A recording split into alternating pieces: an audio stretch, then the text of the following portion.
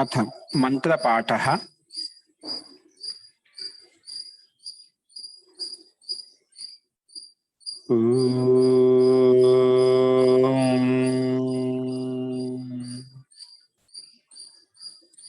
सहनाववतु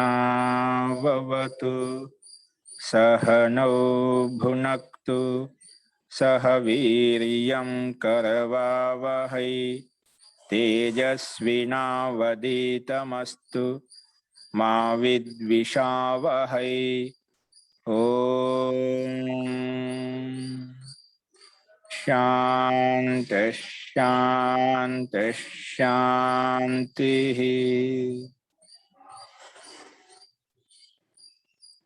सर्वेभ्यो नमः। अंदरिकी नमस्कारम अंडी। మనము ద్వితీయ పాదము సాధన పాదం చెప్పుకుంటున్నాము.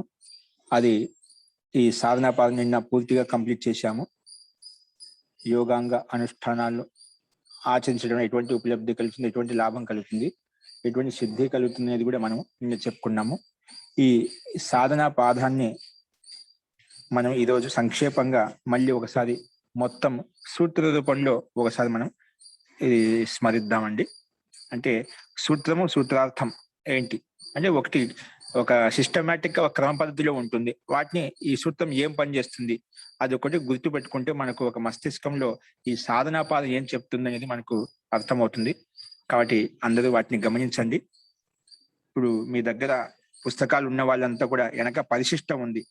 పరిశిష్టం వెనుక వైపు అన్ని ఉన్నాయండి, ఒకే చోట ఉన్నాయి. 365 పేజీ 365 పేజీ అక్కడ చూసుకోవచ్చు. సూత్రాలు చూసుకోండి, అన్ని ఒకే చోట ఉంటాయి. కాకపోతే మీకు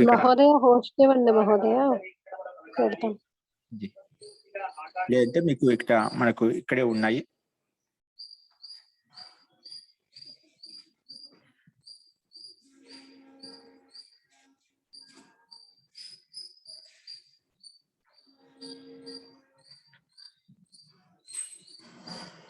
అస్తు తో స్క్రీన్ మీద కూడా కనిపిస్తుంది, చూసుకోండి.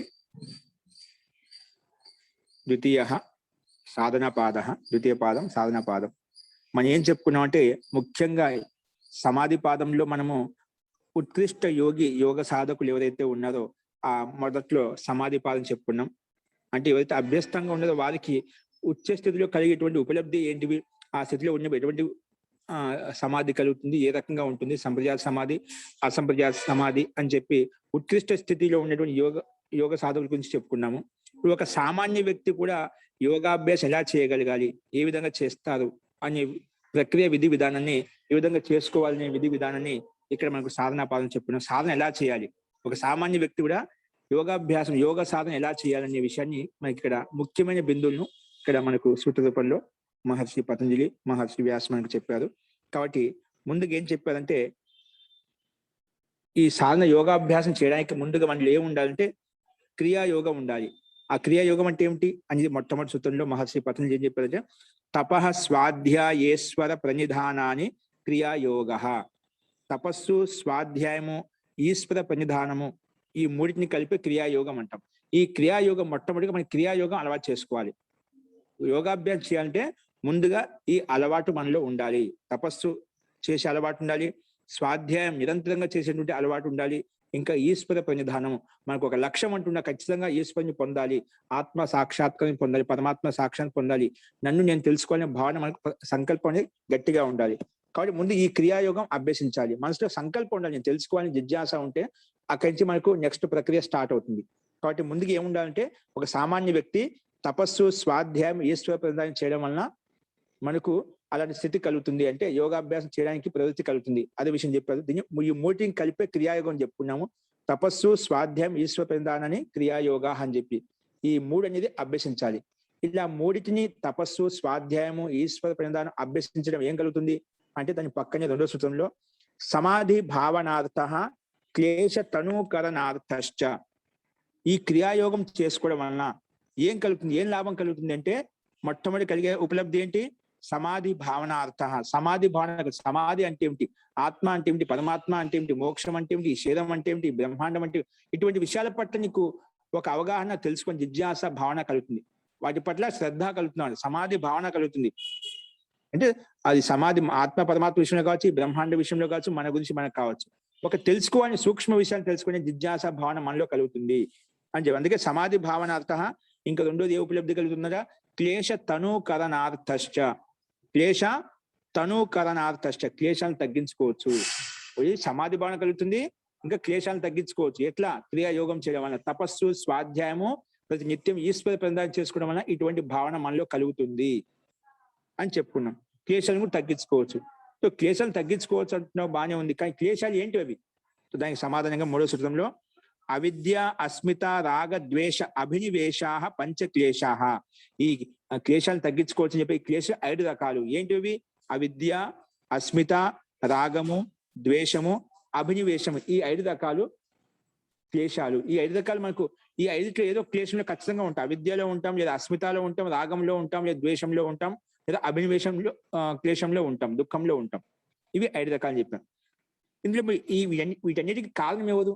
ఇన్ని క్లేశాలు ఉత్పన్నం కావడానికి మూల కారణం ఏంటి అన్నప్పుడు దాని పక్క సూత్రంలోనే 4వ సూత్రంలో అవిద్యా క్షేత్రం ఉత్తరేషాం ప్రసుప్త తను విచ్ఛిన్నోదారాణం. ఈ అవిద్య అనేది అవిద్యా క్షేత్రం ఉత్తరేషం అంటే పక్కన ఉన్నటువంటి అవిద్య తర్వాత ఉన్నాయి అస్మిత, రాగము, ద్వేషం, అభినివేశం ఉన్నదా, వీటన్నిటికీ మూల కారణము. ఇవన్నీ మనలో అస్మిత, రాగము, ద్వేషము, అభినివేశం కలిగాలంటే మూల కారణము అవిద్య. అవిద్య ఉండటం వల్లనే ఇవన్నీ క్లేశాలు ఉత్పన్నమయ్యాయి. ఇవి ఎలా ఉంటాయి? ప్రసుప్త తను విచ్ఛిన్న ఉదార అవస్థలో ఉంటాయి. ప్రసుప్త అవి సుషుప్తి అవస్థలో అలాగే పడి ఉంటాయి. అనాదివాస సంస్కలు లోపల అణిచివేయబడి ఉంటాయంట. ఆలంబన వచ్చినప్పుడు అవి విచ్ఛిన్న అవస్థలోకి, తను అవస్థలోకి, ఉదర అవస్థలోకి ప్రకటించబడతాయి. అంటే ఆలంబన వచ్చినప్పుడు ఆ సంస్కారాలు ఏవైతే ఉన్నాయో అవన్నీ బయటకు వస్తూ ఉంటాయి. కానీ ఈ స్థితిలో ఉంటాయి. కానీ వీటి అన్నిటికీ మూల కారణము అవిద్య అని చెప్పుకున్నాం. అవిద్యా క్షేత్రము ఉత్తరేషాం ప్రసుప్తతను విచ్ఛిన్నోదారాణం. ఈ క్లేశాలు అన్నిటికీ మూల కారణం అవిద్య అని చెప్పుకున్నాం. మరి ఈ అన్నిటి క్లేశ మూల కారణం అవిద్య అంటాం. అవిద్య యొక్క స్వరూపం ఏంటి? ఈ క్లేశం తగ్గించుకోవాలంటే ముందు అవిద్య యొక్క స్వరూపం తెలియాలి. అవిద్య యొక్క స్వరూపం ఏమిటి అన్నప్పుడు దానికి 5వ సూత్రంలో మహర్షి పతంజలి ఏం చెప్పారంటే, అవిద్య ఏమిటంటే అనిత్య, అశుచి, దుఃఖ, అనాత్మసు నిత్య శుచి సుఖ ఖ్యాతి అవిద్య. ఏంటంట? అవిద్య యొక్క స్వరూపం ఏమిటి? అనిత్య, అశుచి, దుఃఖ, అనాత్మసు. ఈ సప్తమి భక్తి బహువచనంలో ఉంది. అంటే అనిత్య విషయాలు క్రమం ఇక్కడ 4 విషయాలు ఇచ్చిన, ఆ విషయాలకు పక్కన 4 విషయాలు చెప్పారన్నమాట. అనిత్య, అశుచి, దుఃఖ, అనాత్మ. ఈ 4 పదాలకు పక్కన 4 పదాలు ఇచ్చేదన్నమాట. ఏమి ఇచ్చారు? అనిత్య అంటే అనిత్య వస్తువులు, అనిత్య పదార్థాలు ఏవైతే ఉన్నాయో వాటి పట్ల అవిద్య కారణంగా నిత్యమైనటువంటి, శాశ్వతమైనటువంటి చెప్పి మనం భ్రాంతిలో ఉండటము, ఇది ఒక అవిద్య. తర్వాత అశుచి పదార్థం పట్ల, అశుచి శరీరం పట్ల మనకు శుచి ఖ్యాతి కలిగి ఉంటాం, శుచి భావన కలిగి ఉంటాము. అలాగే దుఃఖ విషయాల్లో సుఖ ఖ్యాతి కలిగి ఉన్నాం, దుఃఖంలో సుఖ అనే భావనలో భ్రాంతిలో ఉండటము. అదేవిధంగా అనాత్మలో ఆత్మ భావన కలిగి ఉండటమే అవిద్య అని చెప్పుకున్నాము. అంటే విపరీతంగా ఉన్నది ఉన్నట్టు కాకుండా విపరీతంగా తెలుసుకోవడమే అవిద్య. ఉన్నది ఉన్నట్టు కాకుండా విపరీతంగా తెలుసుకోవడమే అవిద్య. అందుకే చెప్పాడు అనిత్య విషయాలు నిత్య భావన, అశుచి పదార్థంలో శుచి భావన, అదేవిధంగా దుఃఖాల్లో సుఖ భావన, అనాత్మ విషయంలో ఆత్మ భావన కలిగి ఉండటమే అవిద్య. అనాత్మ అంటే ఈ శరీరం ఆత్మ కాదు, కానీ ఈ శరీరాన్ని, ఈ మనసునే ఆత్మగా భావించి ఇక్కడే మనం దీంట్లో ఓతప్రోతం కావడం, అంటే ఈ సంసార విషయాలనే లీనమవుతూ ఉంటాం. అంటే మన అధికారంలో లేదు కాబట్టి, అవిద్య అంధకారంలో ఉన్నాం కాబట్టి ఇలాంటి భావన మనలో కలుగుతుంది అని చెప్పుకున్నాం. కాబట్టి ఇది అవిద్య యొక్క స్వరూపం. ఉన్నది ఉన్నట్టు కాకుండా లేనిగా విపరీతంగా ఆలోచించడమే అవిద్య అని చెప్పుకున్నాము. సరే, మరి అవిద్య స్వరూపం చెప్పుకున్నాం. మరి అస్మిత అంటే ఏమిటి? 2వ క్లేశము. అస్మిత అంటే దృక్ దర్శన శక్తియోర్ ఏకాత్మత ఇవ అస్మిత. ఆలోచన ఏం చెప్పేది మహర్షి పతంజలి? దృక్శక్తి, దర్శన శక్తి అంటే జీవాత్మ శక్తి, బుద్ధి శక్తి యొక్క ఏకాత్మతా భావన. అంటే ఈ ఆత్మ అనేది, ఈ బుద్ధి అనేది, శరీరం అనేది 2 ఒకటే. ఏకాత్మతా భావన, ఒకే భావన ఎప్పుడైతే కలిగి ఉన్నదో దాన్ని అస్మిత అంటాం. అంటే నేను అనే భావన కలుగుతుంది, కాబట్టి నేను నాది అనే భావన ఎప్పుడైతే ఉందో, ఆ భావన ఎప్పటివరకైతే ఉందో మనకు ఈ అస్మిత క్లేశమే ఉంటుందన్నమాట. అంటే అస్మిత, నేను నాది అనే భావన ఖచ్చితంగా ఈ రెండింటిని ఒకే విధంగా మనం భావించినప్పుడే అలాంటి స్థితి మనకు కలుగుతుంది, ఈ క్లేశం కలుగుతుంది. నేను నాది అన్నప్పుడు అప్పుడు ఖచ్చితంగా మన దుఃఖం ఉంటుంది. నేను అనే భావన, నాది అనే భావన, నాది అనే సంబంధం ఎక్కడైతే ఏర్పరచుకున్నామో అది ఎల్లప్పుడూ మనతో శాశ్వతంగా ఉండదు. కాబట్టి అది వియోగం చెందినప్పుడు ఖచ్చితంగా దుఃఖం కలుగుతుంది. కాబట్టి ఈ అస్మితా క్లేశం దుఃఖానికి కారణము, అందుకు ఇది క్లేశము. కాబట్టి ఆత్మశక్తి, బుద్ధిశక్తి అని శరీర శక్తి యొక్క రెండింటిని ఒకే విధంగా భావించడాన్ని అస్మితా క్లేశం అంటాము. ఇది కూడా ఉంటే మనం పిడిస్తూ ఉంటుంది, మధ్య మధ్యలో బాధపెడుతూ ఉంటుంది. ఈ భావన సంబంధం ఉన్నంతసేపు మనలో దుఃఖాన్ని కలిగజేస్తుంది. కాబట్టి ఇది తగ్గించుకోవచ్చు క్రియాయోగం ద్వారా. నెక్స్ట్ ఏంటి, మన రాగం అంటే ఏమిటి? సుఖానుషాయి రాగ, సుఖాన్ని అనుసరించేది రాగము. ఏవైతే సుఖానుభూతిని పొందామో దాన్ని అనుసరించేదే రాగం అని చెప్పాం. అదేవిధంగా దుఃఖానుషాయి ద్వేష, ఏ దుఃఖానుభూతి పొందామో వాటి పట్ల విరక్తి భావన, వాటిని నాశనం చేయాలనే భావన కలిగి ఏదైతే ఉంటుందో దాన్ని ద్వేషం అంటాము. మరి అభినివేశం అంటే ఏమిటి? అభినివేశం అంటే స్వరసవాహి విదూషో అపి తథా రూఢో అభినివేశ. ఈ అభినివేశ అంటే మృత్యు యొక్క భయం. అభినివేశం అంటే ఏమిటని? మృత్యు యొక్క భయం ప్రతి ఒక్క ప్రాణికి ఉంటుంది, సమస్త ప్రాణులకు, క్రిమి కీటకాల నుంచి మొదలుకొని మనుషుల వరకు అందరికీ ఈ వేదన భవిస్తుంది. కేవలం సామాన్య మనుషుల విద్వాంసులు కూడా ఈ మృత్యు యొక్క భయం వెంటాడుతూ ఉంటుంది. కాబట్టి అది స్వరసవాహి. ఎందుకంటే ఇది ఈ జన్మలో మనం అనుభవించింది కాదు, అనుభూతిని పొందినది కాదు. గత జన్మాంతరాలు ఈ అనుభూతి మనకు ఉంది. కాబట్టి ఆ అనుభూతి ఉంది కాబట్టే మనకు ఈ రోజు ఆ మృత్యు యొక్క భయం మనం వెంటాడుతుంది. కానీ ఈ మృత్యు యొక్క భయాన్ని మనం తొలగించుకోవాలంటే ఏం చేయాలి? ఈ దృక్ శక్తి, దర్శన శక్తి ఏదైతే ఉందో దీన్ని ఒకటేగా భావిస్తున్నామో అది మనం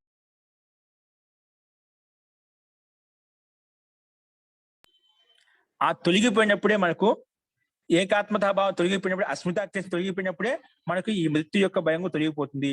ఈ అస్మితాభావం, నేను నాదనే భావన ఉన్నంతసేపు మనకు మమకారం ఏర్పడుతుంది, రాగం ఏర్పడుతుంది. కాబట్టి మనకి ఈ దుఃఖం అనేది కలుగుతూ ఉంటుంది. కాబట్టి స్వరసవాహి విదూషోపి తథారూఢో అభినివేశ. అభినివేశం మృత్యు యొక్క భయం అనే సామాన్య వ్యక్తి, విదూషోపి విద్వాంసులు కూడా అది బాధ పెడుతూ ఉంటుంది. ఈ మృత్యు యొక్క భయం అందరి వెంటాడుతూ ఉంటుంది. అది ఎలా ఉంటుంది? స్వరస వాహి అంటే అప్పుడు జన్మాంతర సంస్కారం కారణంగా అనుభూతి ఉండటం వలన ఈ దుఃఖం కలుగుతుంది అని చెప్పుకున్నాము.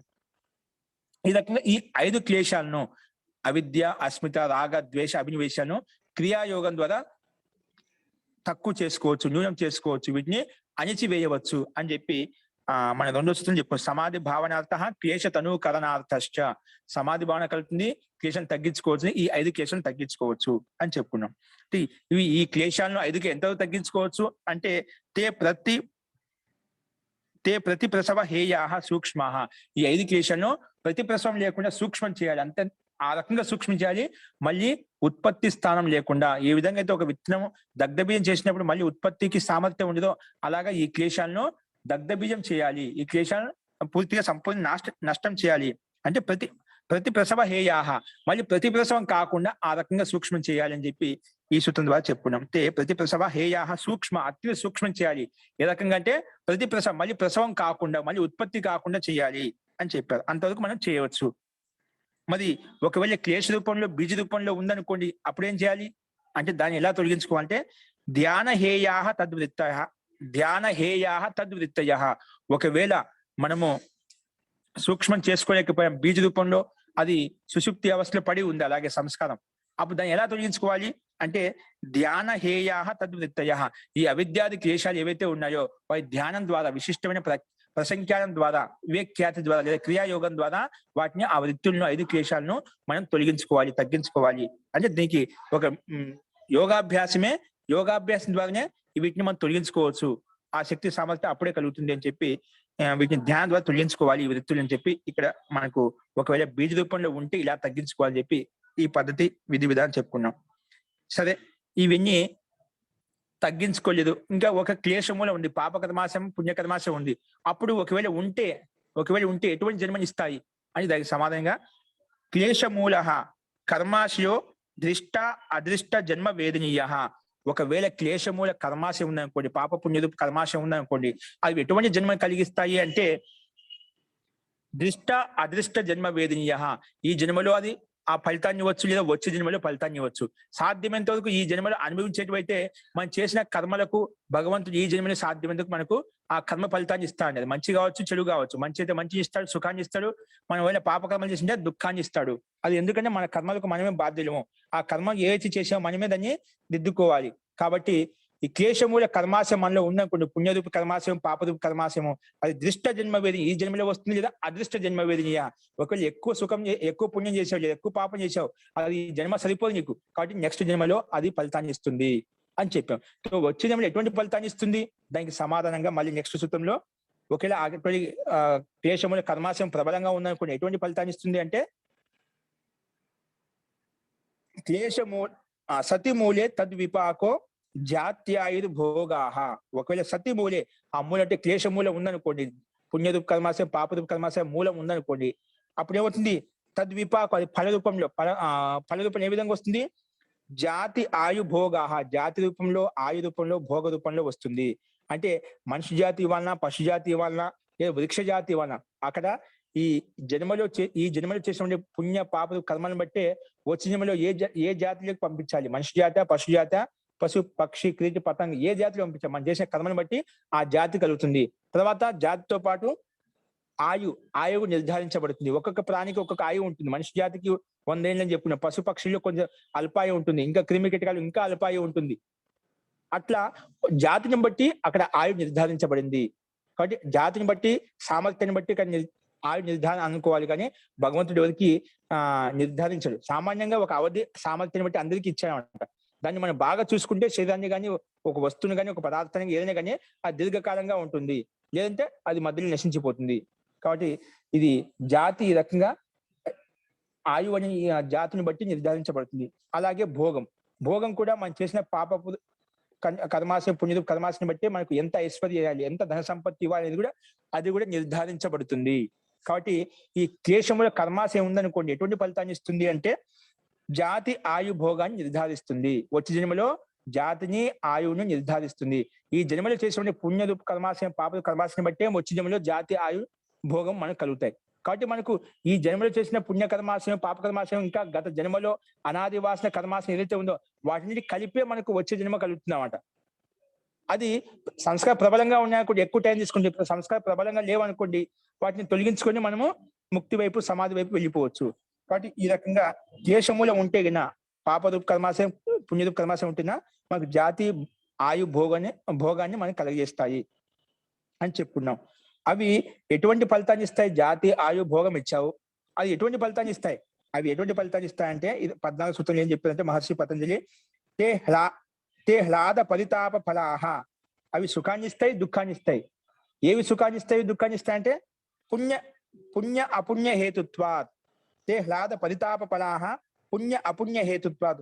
పుణ్య హేతుత్వ హ్లాదాహ భవంతి అంటే సుఖాన్ని ఇస్తుంది, అపుణ్య హేతుత్వ పరితాప ఫలాహ అంటే దుఃఖ ఫలితాన్ని ఇస్తుంది. పుణ్యం చేసిన నిజంగా సుఖం కలుగుతుంది, పాపం చేసింటే ఖచ్చితంగా దుఃఖ ఫలితం మనకే అనుభవించాల్సి ఉంటుంది. కాబట్టి ఈ జాతి ఆయు భోగంలో మనకు దుఃఖం ఉంటుంది, సుఖం ఉంటుంది. జన్మ కలిగిందంటే ఖచ్చితంగా సుఖ దుఃఖాలు ఖచ్చితంగా ఉంటాయి. ఏదో పుణ్యం ఏదో పాపం చేసే ఉంటాం, వాటిని అనుభవించడం కోసం, వాటిని దిద్దుకోవడం కోసమే, ఆ భోగాన్ని అనుభవించడం కోసమే మనకు ఈ జాతి ఆయు భోగం అనేది కలుగుతుంది. కానీ ఈ జాతి ఆయు భోగం కలుగుతుంది, ఇప్పుడే చెప్పారు, సుఖం పుణ్యం చేయడం వల్ల సుఖం వస్తుంది, పాపం చేయడం వల్ల దుఃఖం వస్తుందని చెప్పి. కానీ యోగ సాధకులు, యోగాభ్యాసం చేసే వాళ్ళు ఈ సుఖాన్ని కూడా ఇది వదిలివేయాలి ఎందుకు చెప్తుంటారు, ఈ సుఖం కూడా అనుభవించకూడదు, ఎందుకు సుఖంలో దుఃఖం ఉంది అని ఎందుకు చూస్తారు అలాగా? దానికి సమాధానంగా, సుఖంలో దుఃఖం ఎందుకు చూస్తారంటే యోగ సాధకులు ఆ విషయాన్ని చెప్తున్నారు ఇక్కడ. పరిణామ తాప సంస్కార దుఃఖైర్ గుణవృత్తి విరోధాచ దుఃఖమేవ సర్వం వివేకినః. ఎందుకంటే ఆ వివేకి వ్యక్తి, జ్ఞాని వ్యక్తి, యోగ సాధకుడు పరిణామ దుఃఖము, తాప దుఃఖము, సంస్కార దుఃఖం, ఈ 3 దుఃఖాలు ఉంటాయంట. పరిణామ దుఃఖము, తాప దుఃఖము, సంస్కార దుఃఖము, ఇంకా గుణవృత్తి విరోధాచ. సత్వగుణము, రజోగుణం 3 గుణాలు ఏవైతే ఉన్నాయి ఇవి ఎల్లప్పుడూ ఒకే స్థితిలో ఉండవు, ఇవి కూడా మారుతూ ఉంటాయి. కానీ సత్వగుణము యొక్క గుణం ఏంటి? ప్రకాశము. రజోగుణం యొక్క గుణం ఏంటి? చాంచల్యత, అంటే రజోగుణము చంచలత ఉంటుంది. తమో గుణం అంధకారంలో ఉంటుంది, జడత ఉంటుంది అన్నమాట. ఈ గుణాలు ఎప్పుడు ఒకే స్థితిలో ఉండవు, ఇవి మారుతూ ఉంటాయి. గుణవృత్తి విరోధాచ, గుణాలు మారుతున్నాయి కాబట్టి ఈ పరిణామ దుఃఖము, తాప దుఃఖము, సంస్కార దుఃఖాలు కూడా ఇవి కూడా మారుతూ ఉంటాయి. కాబట్టి ఈ శరీరం, ఈ సంయోగం ఉందని ఖచ్చితంగా ఈ దుఃఖాలు మనం వెంటాడుతూ ఉంటాయి. కాబట్టి అందుకే వివేకవంతులు ఏం చేస్తా అంటే, ఇది దుఃఖం కూడా సుఖం కూడా దుఃఖ సబలమే, ఇది కూడా సుఖంతో కూడుకునేది కూడా, కానీ దుఃఖంతో మిశ్రితమై ఉంది ఈ సుఖం కూడా.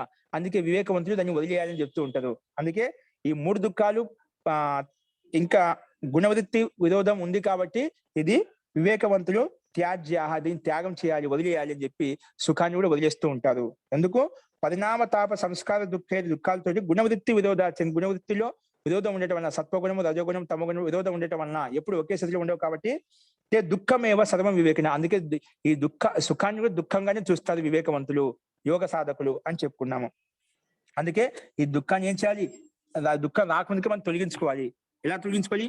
వచ్చింది ఎలా వచ్చింది, జరిగిపోయింది ఎలా జరిగిపోయింది, ఇప్పుడు ఏది రాబోతున్న దాన్ని మనం తొలగించుకోవాలి. అందుకే ఆ విషయం చెప్పడం కోసమే 16 సూత్రంలో హేయం దుఃఖం అనాగతం, హేయం దుఃఖం అనాగతం, ఏదైతే దుఃఖం హేయం అంటే దుఃఖం, అనాగతం దుఃఖం హేయం, ఏదైతే దుఃఖం రాలేదో ఆ దుఃఖాన్ని రాకుండా మనము ముందే జాగ్రత్త పడాలి. అందుకే చాలా మంది పెద్దవాళ్ళు చెప్తూ ఉంటారు, ఇలా చేసుకోండి అలా చేసుకోండి, గురువులు చెప్తుంటారు ఈ విధంగా చేయండి ఆ విధంగా చేయండి అని. ఇలా చేయడం వల్ల మీకు ఇలా సుఖం కలుగుతుంది, ఇలా మీకు ఫలితం సఫలత అనేది కలుగుతుంది అని చెప్తూ ఉంటాం. వాటిని అనుసరించి మనం బుద్ధిపూర్వకంగా వాటిని అదే విధంగా ప్రయత్నం చేసామనుకోండి, రాబోయే దుఃఖాన్ని అరికట్టుకోవచ్చు. లేదు పెద్దవాళ్ళు చెప్పింది, తల్లిదండ్రులు చెప్పింది, గురువులు చెప్పింది, అధ్యాపకులు చెప్పింది వినలేదు అనుకోండి, ఇంకా జ్యేష్ఠులు చెప్పింది, వృద్ధులు చెప్పింది, అప్పుడు ఏమవుతుంది? వాళ్ళు అనుభవంతో చెప్తూ ఉంటారన్నమాట. వాళ్ళు జీవిత సత్యాన్ని మొత్తము వాళ్ళ బాల్యావస్థ నుండి వృద్ధావస్థకు అనుభవం ద్వారా వాళ్ళు ప్రతిదీ అనుభూతి పొందిన తర్వాత మనకి ఇలా కాదన్నా ఇలా చేసుకొని చెప్తుంటారు. అది మనం జాగ్రత్త పడి చేసుకున్నామా అదే విధంగా ముందుకు వెళ్ళిపోతుంది, దుఃఖాన్ని రాకుండా కాపాడుకుంటూ ముందుకు వెళ్ళిపోతా ఉంటాం. అందుకే హేయం దుఃఖం అనాగత, రాబోయే దుఃఖం ఏదైతుందో వాటిని మనం ఇప్పుడు వర్తమాన కర్మల్లో మంచి కర్మలు చేసి రాబోయే దుఃఖాన్ని రాకుండా చూసుకోవాలి. వచ్చిన దుఃఖాన్ని మనం తొలగించుకోలేము, ప్రజెంట్ గా దుఃఖం ఏదైతే వచ్చిందో దాన్ని కూడా తొలగించుకోలేము. ఏం తొలగించుకుంటాం? రాబోయే దుఃఖం ఏదైతే ఉందో దాన్ని మాత్రం తొలగించుకోగలుగుతాం. కాబట్టి దానికి తగిన కర్మలు చేసుకోవాలి. చేసుకోవడం వల్ల రాబోయే దుఃఖం నుంచి మనం తప్పించుకోవచ్చు. అది దుఃఖం కావచ్చు, ఏదైనా కావచ్చు. అస్తు. కానీ ఈ దుఃఖానికి కారణం ఏంటి?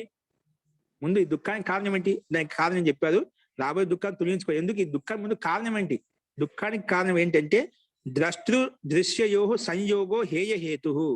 హేయహేతు దుఃఖానికి కారణం ఏంటంటే సంయోగ. ఏ సంయోగం? ద్రష్టృ దృశ్యయో, జీవాత్మ శరీరం యొక్క సంయోగమే ఈ దుఃఖానికి కారణము. జీవాత్మకు ఈ శరీరానికి సంయోగం ఉన్నంతసేపు ఈ దుఃఖం మనకు తప్పదు. ఈ పరిణామ దుఃఖము, తాప దుఃఖము, సంస్కార దుఃఖము ఇవన్నీ మనకు కలుగుతూనే ఉంటాయి. గుణవృత్తి విరోధం కూడా, గుణములలో ఉండేటువంటి విరోధాలు కూడా మనకు జరుగుతూ ఉంటాయి.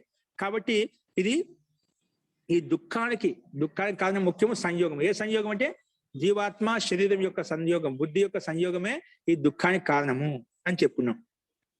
కాబట్టి మరి దృశ్య యొక్క సంయోగమే దుఃఖానికి కారణం చెప్పావు. దృశ్యం అంటే ఏమిటి? ద్రష్ట అంటే దృశ్యం అంటే ఏమిటి? ఇప్పుడు జీవాత్మ అని చెప్పావు, తర్వాత ఈ శరీరం అని చెప్పు. శరీరం ఎలా ఉత్పన్నం ఉంది? దృశ్యం అంటుందని, దృశ్య శబ్దం. దృశ్యం అంటే ఏమిటి? ఇక్కడ సూత్రంలో ద్రష్టృ దృశ్యయో సంయోగో హేయ హేతు అని చెప్పారు. దుఃఖానికి కారణము ద్రష్ట సంయోగము, దృశ్యం యొక్క సంయోగం. దృశ్యం యొక్క స్వరూపం ఏంటి? దానికి సమాధానంగా 18వ సూత్రం ఏం చెప్పారంటే ప్రకాశ క్రియాస్థితిశీలం భూతేంద్రియాత్మకం భోగాపవర్గార్థం దృశ్యం. ఏంటి? ప్రకాశ క్రియాస్థితిశీలం. ఈ బ్రహ్మాండం ఏదైతే ఉందో సత్వగుణము, రజోగుణము, తమోగుణంతో ఏదైతే యుక్తమైందో అది ఎటువంటిదంట? అది ప్రకాశవంతమైంది. ఇంకా రజోగుణంతో చాంచల్యమైంది, అంటే గతిశీలమైంది. అది నిరంతర గతి నడుస్తూనే ఉందన్నమాట, నిరంతరంగా గతిమానంగా ఉంది. తర్వాత స్థితిశీలం, ఇంకా స్థిరంగా కూడా ఉంది. ఇది స్థిరంగా కూడా ఉంది. కాబట్టి ఇది ప్రకాశశీలమైంది, గతిశీలమైంది, ఇంకా స్థిరత్వం కలిగింది. ఇంకా అంతేకాకుండా ఇంకా భూతేంద్రియాత్మకం, ఇంకా పంచభూతాలతో కూడుకొని ఉంది. అంతా ఈ బ్రహ్మాండం అంతా ఎలా ఉంది? పంచభూతాలతో కూడుకొని ఉంది. భూత ఇంద్రియాత్మకం, పంచభూతాలు ఉన్నాయంటే పంచ జ్ఞానేంద్రియాలు, పంచ కర్మేంద్రియాలు, ఈ మనసు కూడా మనకు కనిపిస్తుంది. ఈ రకంగా మొత్తం ఈ సృష్టి బ్రహ్మాండం ఏదైతే కనిపిస్తుందో, ఈ శరీరం ఏదైతే కనిపిస్తుందో దీన్నే దృశ్యం అంటాము. ఈ కనిపించే బ్రహ్మాండము, ఈ శరీరం ఏదైతే ఉందో ఇది దృశ్య జగత్తు. ఈ దృశ్య జగత్తుకి ఆ జీవాత్మ సంయోగమే ఈ దుఃఖానికి కారణం అని చెప్పుకున్నాము. అందుకే ఇది ఎలా దృశ్య జగత్ ఎలా ఉందంటే ప్రకాశ క్రియాస్థితిశీలం భూతేంద్రియాత్మకం భోగాపవర్గార్థం దృశ్యం. ఈ బ్రహ్మాండము శరీరం ఏదైతే కనిపిస్తుందో ఇది ఎందుకు వచ్చిందంటే భోగము అపవర్గం కోసం. భోగం అంటే మనం వేసిన పాపరూప కర్మాశయం, పుణ్యరూప కర్మాశయం అనుభవించడం కోసం, భోగం చేయడం కోసము. ఇంకా అపవర్గార్థం, అపవర్గం అంటే మోక్షం కొరకు. ఈ శరీరం ద్వారానే మనం ముక్తిని పొందగలుగుతాము. ఈ శరీరం ద్వారానే మనం మన కర్మలను నాశనం చేసుకోగలుగుతాము, దగ్ధబీజం చేసుకోగలుగుతాము. కాబట్టి ఈ దృశ్యవర్గం ఏదైతే ఉందో, ఈ బ్రహ్మాండం ఏదైతే ఉందో, శరీరం ఏదైతే ఉందో, ఇది అపవర్గం కోసం మీద భోగాలను అనుభవించడం కోసమే ఈ దృశ్యం యొక్క స్థితి ఉంది అని చెప్పుకున్నాము. కాబట్టి వీటిని తొలగించుకోవాలి. ఇవి ఏ రకంగా ఉన్నాయి? ఈ బ్రహ్మాండం అని చెప్తున్నది, ఈ శరీరం అని చెప్తున్నారు. ఇవి ఏ రకంగా ఉన్నాయి?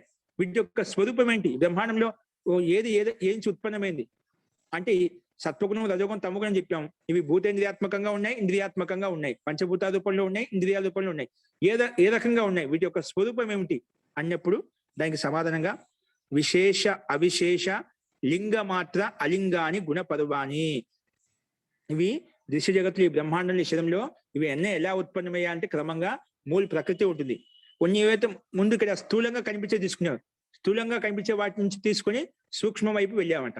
అంటే మనకు ఈ ప్రకృతి తత్వం ఉంది కాబట్టి ప్రకృతి వలన అహంకారం, మహాతత్వం ఏర్పడింది. మహాతత్వం వల్ల అహంకారం ఏర్పడింది. అహంకారం వల్ల తన్మాత్రలు ఏర్పడ్డాయి. తన్మాత్రల వల్ల ఈ పంచభూతాలు, మళ్ళా పంచ కర్మేంద్రియాలు, పంచ జ్ఞానేంద్రియాలు క్రమంగా ఏర్పడ్డాయండి. సూక్ష్మతత్వం అంటే స్థూల తత్వం మనకు కనిపిస్తున్నాయి. ఇక్కడ విపరీతంగా చూపించారు. ఏం చూపించారు? విశేషం అంటే ఈ మనకు ప్రత్యక్షంగా కనిపించేటువంటి ఏవైతే ఉన్నాయో, ఈ బ్రహ్మాండము, ఈ శరీరము, ఈ ప్రత్యక్షంగా కనిపిస్తుంది. విశేషంగా అంటే ఈ బ్రహ్మాండం ప్రత్యక్షంగా కనిపిస్తుంది. ఈ ఇంద్రియాలు, పంచ జ్ఞానేంద్రియాలు, పంచ కర్మేంద్రియాలు మనకు స్పష్టంగా కనిపిస్తున్నాయి. మన అనుభూతిని పొందడం ప్రత్యక్షంగా చూస్తున్నాం, కంటి ద్వారా చూస్తున్నాం. కాబట్టి ఇవి విశేషాలు. ఇంకా అవిశేషం అంటే ఏమిటి? ఇవి ఈ ఇంద్రియాలు ఎక్కడి నుంచి ఉత్పన్నమయ్యి, ఈ బ్రహ్మాండం, ఈ పంచభూతాలు ఎక్కడి నుంచి ఉత్పన్నమయ్యో వాటికి మూల ఉపాదాన కారణం. ఇంద్రియాలకు ఉపాదాన కారణం పంచభూతాలు, పంచభూతాలకు ఉపాదాన కారణము అహంకారము, తన్మాత్రలు. అహంకారం, తన్మాత్రల వలన ఇవి పంచభూతాలు ఏర్పడ్డాయి. కాబట్టి ఇవి అవిశేషం, కొంచెం సూక్ష్మంగా ఉన్నాయి. స్థూలంగా కనిపించే వాటికన్నా అవిశేషంగా కొంచెం సూక్ష్మంగా ఉన్నాయి. తర్వాత వాటి కూడా ఉపాదాన కారణం ఏంటి? మహాతత్వము. కొబ్బరి పాలతో చేసింది డ్రై ఫ్రూట్స్ జ్యూస్. ఏంటి విశేషం అంటే ప్రత్యక్షం కనిపించేది, అవిశేషం అంటే దానికంటే సూక్ష్మంగా ఉన్నాయి. లింగం అంటే మహాతత్వము. ఏంటి? లింగం అంటే మహాతత్వం. ఈ లింగం వల్లే, మహాతత్వం వల్లే తన్మాత్రలు, అహంకారం ఏర్పడ్డాయి. అహంకారం వల్లనే, తన్మాత్రం వల్లనే ఈ పంచభూతాలు, ఈ పంచ జ్ఞానేంద్రియాలు, పంచ కర్మేంద్రియాలు ఏర్పడ్డాయి. ఇవి ఇంకా సూక్ష్మంగా ఉన్నాయి. తర్వాత అలింగం అంటే ఆ మహాతత్వానికి కూడా మూల కారణం ఈ ప్రకృతి. అంటే సత్వగుణం, రజోగుణం, తమోగుణం. ఈ మూడు గుణాలు కలిస్తేనే సత్ ప్రకృతి అంటాం. ఈ మూడు గుణాలు మూల ప్రకృతి నుంచే మనకు మహాతత్వం ఏర్పడింది, అంటే లింగం ఏర్పడింది. లింగం వలన అవిశేషం ఏర్పడింది. అవిశేషం వలన విశేషాలు మనకు ప్రత్యక్షంగా కనిపిస్తున్నాయి. ఈ బ్రహ్మాండం కనిపిస్తుంది, ఈ శరీరం కనిపిస్తుంది. ఇవి ఈ రకంగా విభజించి చెప్పారు ఇక్కడ. ఈ దృశ్య జగత్ ఎలా ఉందంటే ఈ రకంగా ఉంది. విశేష రూపంలో, అవిశేష రూపంలో, ఇంకా లింగ రూపంలో, అలింగ రూపంలో ఉంది. అలింగం అంటే పూర్తిగా దానికి ఏ చిహ్నం లేదు, అదే మూల ప్రకృతి. మూల ప్రకృతి ఉండదు అన్నమాట. భూతాలకు మూల ప్రకృతి ఉంది, పంచ జ్ఞానేంద్రియాలకు మూల ప్రకృతి ఉంది, అదే అహంకారానికి మూల ప్రకృతి ఉంది, అదేవిధంగా మహాతత్వానికి మూల ప్రకృతి ఉంది. కానీ ప్రకృతికి మూల ప్రకృతి ఏం లేదు, అదే అంతిమ తత్వము. ఈ ప్రకృతి నుండి ఇవన్నీ ఏర్పడ్డాయి అని చెప్పి మనం విభాగ సహా ఈ గుణ పదవాలు విభాగాలు చెప్పుకున్నాము. సరే, దృశ్య జగత్ అంటే చెప్పాడు. మన ద్రష్ట అంటే ఏమిటి? జీవాత్మ అంటే ఏమిటి? జీవాత్మ గురించి చెప్తున్నారు ఇక్కడ. ద్రష్ట దృశ్యమాట. ద్రష్ట చూసేటువంటిది. జీవాత్మ సాక్షి రూపం చూస్తూ ఉంటుంది. ఎలా అది ఎటువంటి స్వరూపం కలిగింది? దృశ్యమాట, జ్ఞాన స్వరూపమైనటువంటిది. ఈ జీవాత్మ ఎటువంటిది? జ్ఞాన స్వరూపం కలిగది. అందుకే శుద్ధోపి ప్రత్యానుపశ్య. కానీ శుద్ధమైనప్పటికీ కూడా, అంటే ప్రకృతితో ఎటువంటి సంబంధం లేకపోయినప్పటికీ కూడా ప్రత్యానుపశ్య, ఈ ప్రకృతి ద్వారా ఉత్పన్నమైనటువంటి బుద్ధితత్వం ఏదైతే ఉందో దాన్ని చూస్తూ ఉంటుంది, దాని మీద డిపెండ్ అయి ఉంటుంది. కాబట్టి ఇది జీవాత్మ యొక్క స్వరూపం. జీవాత్మ జ్ఞాన స్వరూపం ఏంటిదే, శుద్ధమైందే, ఇంకా ద్రష్ట రూపం చూస్తూ ఉంటుంది. కానీ ప్రత్యానుపశ్య, ప్రకృతి ద్వారా ఉత్పన్నమైనటువంటి, పంచభూతాల ద్వారా ఉత్పన్నమైనటువంటి ఈ బుద్ధి ఏదైతే ఉందో, బుద్ధితత్వం ఏదైతే ఉందో దాన్ని చూస్తూ ఉంటుంది. ప్రత్యానుపశ్య. కానీ ఈ రకంగా ఉంటుంది కాబట్టి దీన్ని ద్రష్ట జీవాత్మ అని చెప్పుకున్నాము. కాబట్టి తదర్థ ఏవ దృశ్యస్య ఆత్మ, 21వ సూత్రం చెప్పిన దీనికోసమే ఈ దృశ్య జగతం, బ్రహ్మాండం యొక్క స్వరూపము, ఈ శరీరం యొక్క స్వరూపం ఉంది. అంటే జీవాత్మకు కళ్యాణం చేకూర్చడం కోసమే, మోక్షాన్ని కలిగించడం కోసమే ఈ బ్రహ్మాండం, ఈ దృశ్య జగత్ అంతా మనకు కనిపిస్తుంది. దృశ్యస్య ఆత్మ. దృశ్యం అంటే ఈ బ్రహ్మాండం యొక్క స్వరూపము. మరి ఈ ఎవరైతే ఈ దృశ్యం యొక్క స్వరూపం తెలుసుకున్న తర్వాత ముక్తిని పొందగలిగారు, మరి దృశ్య జగత్ ఎందుకు కనిపిస్తుందండి? ఇది భోగము అపవర్గం కోసమే ఈ దృశ్య జగత్ అంతా ఉంది. మరి చాలా మంది ముక్తాత్మలు దీన్ని మోక్షం పొందారు కదా, మరి ఇది ఎందుకు, ఈ స్వరూపం ఎందుకు కనిపిస్తుంది అంటే దానికి సమాధానంగా కృతార్థం ప్రతి నష్టం అపి అనష్టం తద్ అన్య సాధారణత్వాత్. అంటే ఒక వ్యక్తి ముక్తిని పొందగలిగారు ఈ యోగాభ్యాసం ద్వారా, ఈ సాధన చేసి, క్రియాయోగం చేసి ముక్తిని పొందగలిగారు. కానీ ఆ ఒక్క వ్యక్తిని పొందగలిగారు. ఆ ఆ ఒక్క వ్యక్తి పట్ల ఇది ఈ నష్టం, అది కృతార్థం ప్రతి నష్టం. అది ఎవరైతే పొందే వాళ్ళకి ఈ దృశ్య జగత్తు కనిపించదు. ఎందుకని తన స్వరూపం లీనమై ఉంటాడు, పరమాత్మ యొక్క స్వరూపం లీనమై ఉంటాడు అన్నమాట. కాబట్టి కృతార్థం ప్రతి నష్టం. ఎవరైతే ఈ ముక్తిని పొందగలిగారో, మోక్షాన్ని పొందారో అది నష్టం, కృతార్థం ప్రతి నష్టం. కానీ నష్టం అప్పుడు నష్టమైనప్పుడు అనష్టం తద్ అన్య సాధనత్వ. ఇంకా సామాన్య వ్యక్తులు చాలా మంది ఉన్నారు కదా, మోక్షాన్ని పొందలేదు కదా, వారి కోసం ఈ దృశ్య జగత్తు కనిపిస్తుంది. కృతార్థం ప్రతి నష్టం అవుతుంది. అందుకే ఆ జీవాత్మ ముక్తిలో వెళ్ళిపోతుంది. అక్కడ శరీరం ఉండదు, సంబంధం ఉండదు. ఈ దృశ్య జగత్తుతో ఆత్మతో సంబంధం ఉండదు. తన స్వరూపంలో ఆత్మస్వరూపం లీనమై ఉంటుంది. అక్కడ నష్టం అవుతుంది. ఆ ఆత్మ ముక్తాత్మ పట్ల ఇది నష్టంగా ఉంటుంది. కానీ అముక్తాత్మలు ఎవరైతే ఉన్నారో వారి పట్ల అన్య సాధనత్వ ఈ దృశ్య జగత్తు అంతా కనిపిస్తూ ఉంటుంది, ఈ శరీరం కనిపిస్తూ ఉంటుంది. కాబట్టి కృతార్థం ప్రతి నష్టమపి అది అనష్టం. ఎందుకు? తద అన్య సాధనత్వ. సామాన్య వ్యక్తి ఇంకెవరైతే ముక్తిని పొందలేదో వారి కోసము ఈ దృశ్య జగత్తు అంతా కనిపిస్తూ ఉంటుంది, ఉత్పన్నం అవుతూ ఉంటుంది అని చెప్పుకున్నాం. సరే, మరి ఇక్కడ ఈ సంయోగానికి ఈ దృశ్య జగత్తును ఈ జీవాత్మను తెలుసుకోవాలంటే ఏం చేయాలి, వీటికి మూల కారణం ఏంటి అని దానికి సమాధానం చెప్తున్నారు. స్వస్వామి శక్తియో స్వరూపోపలబ్ధి హేతు సంయోగ. స్వశక్తి స్వామి శక్తి అండి. స్వ అంటే ఈ దృశ్య జగత్తు యొక్క శరీరం యొక్క శక్తిని, ఇంకా స్వామి శక్తి అంటే జీవాత్మ యొక్క శక్తిని తెలుసుకోవడానికి. స్వామి శక్తి స్వరూపోపలబ్ధి, స్వరూపం యొక్క ఉపలబ్ధి, స్వరూపం యొక్క జ్ఞానం తెలుసుకోవడానికి కారణం అంటే ముఖ్య కారణం సంయోగము. ఈ సంయోగం ఉంటేనే ఈ బుద్ధితత్వానికి, శరీరానికి, ఈ జీవాత్మకు సంయోగం ఉన్నప్పుడే మూల కారణం అంటే సంయోగం. ఈ సంయోగం ఉన్నప్పుడే ఈ దృశ్య జగత్తు యొక్క స్వరూపము, బ్రహ్మాండం యొక్క స్వరూపము, ఈ శరీరం యొక్క స్వరూపము, ఇంకా జీవాత్మ యొక్క స్వరూపం మనం తెలుసుకోవచ్చు. అందుకే స్వరూపోపలబ్ధి హేతు. ఈ స్వరూపం యొక్క ఉపలబ్ధి తెలుసుకోవడానికి ముఖ్య కారణం ఏంటి? సంయోగము. సంయోగం ద్వారానే ఈ దృశ్య జగత్తు ద్రష్ట యొక్క స్వరూపాన్ని మనం చూడగలుగుతాము అని చెప్పి ఈ సూత్రం ద్వారా తెలుసుకున్నాం. కాబట్టి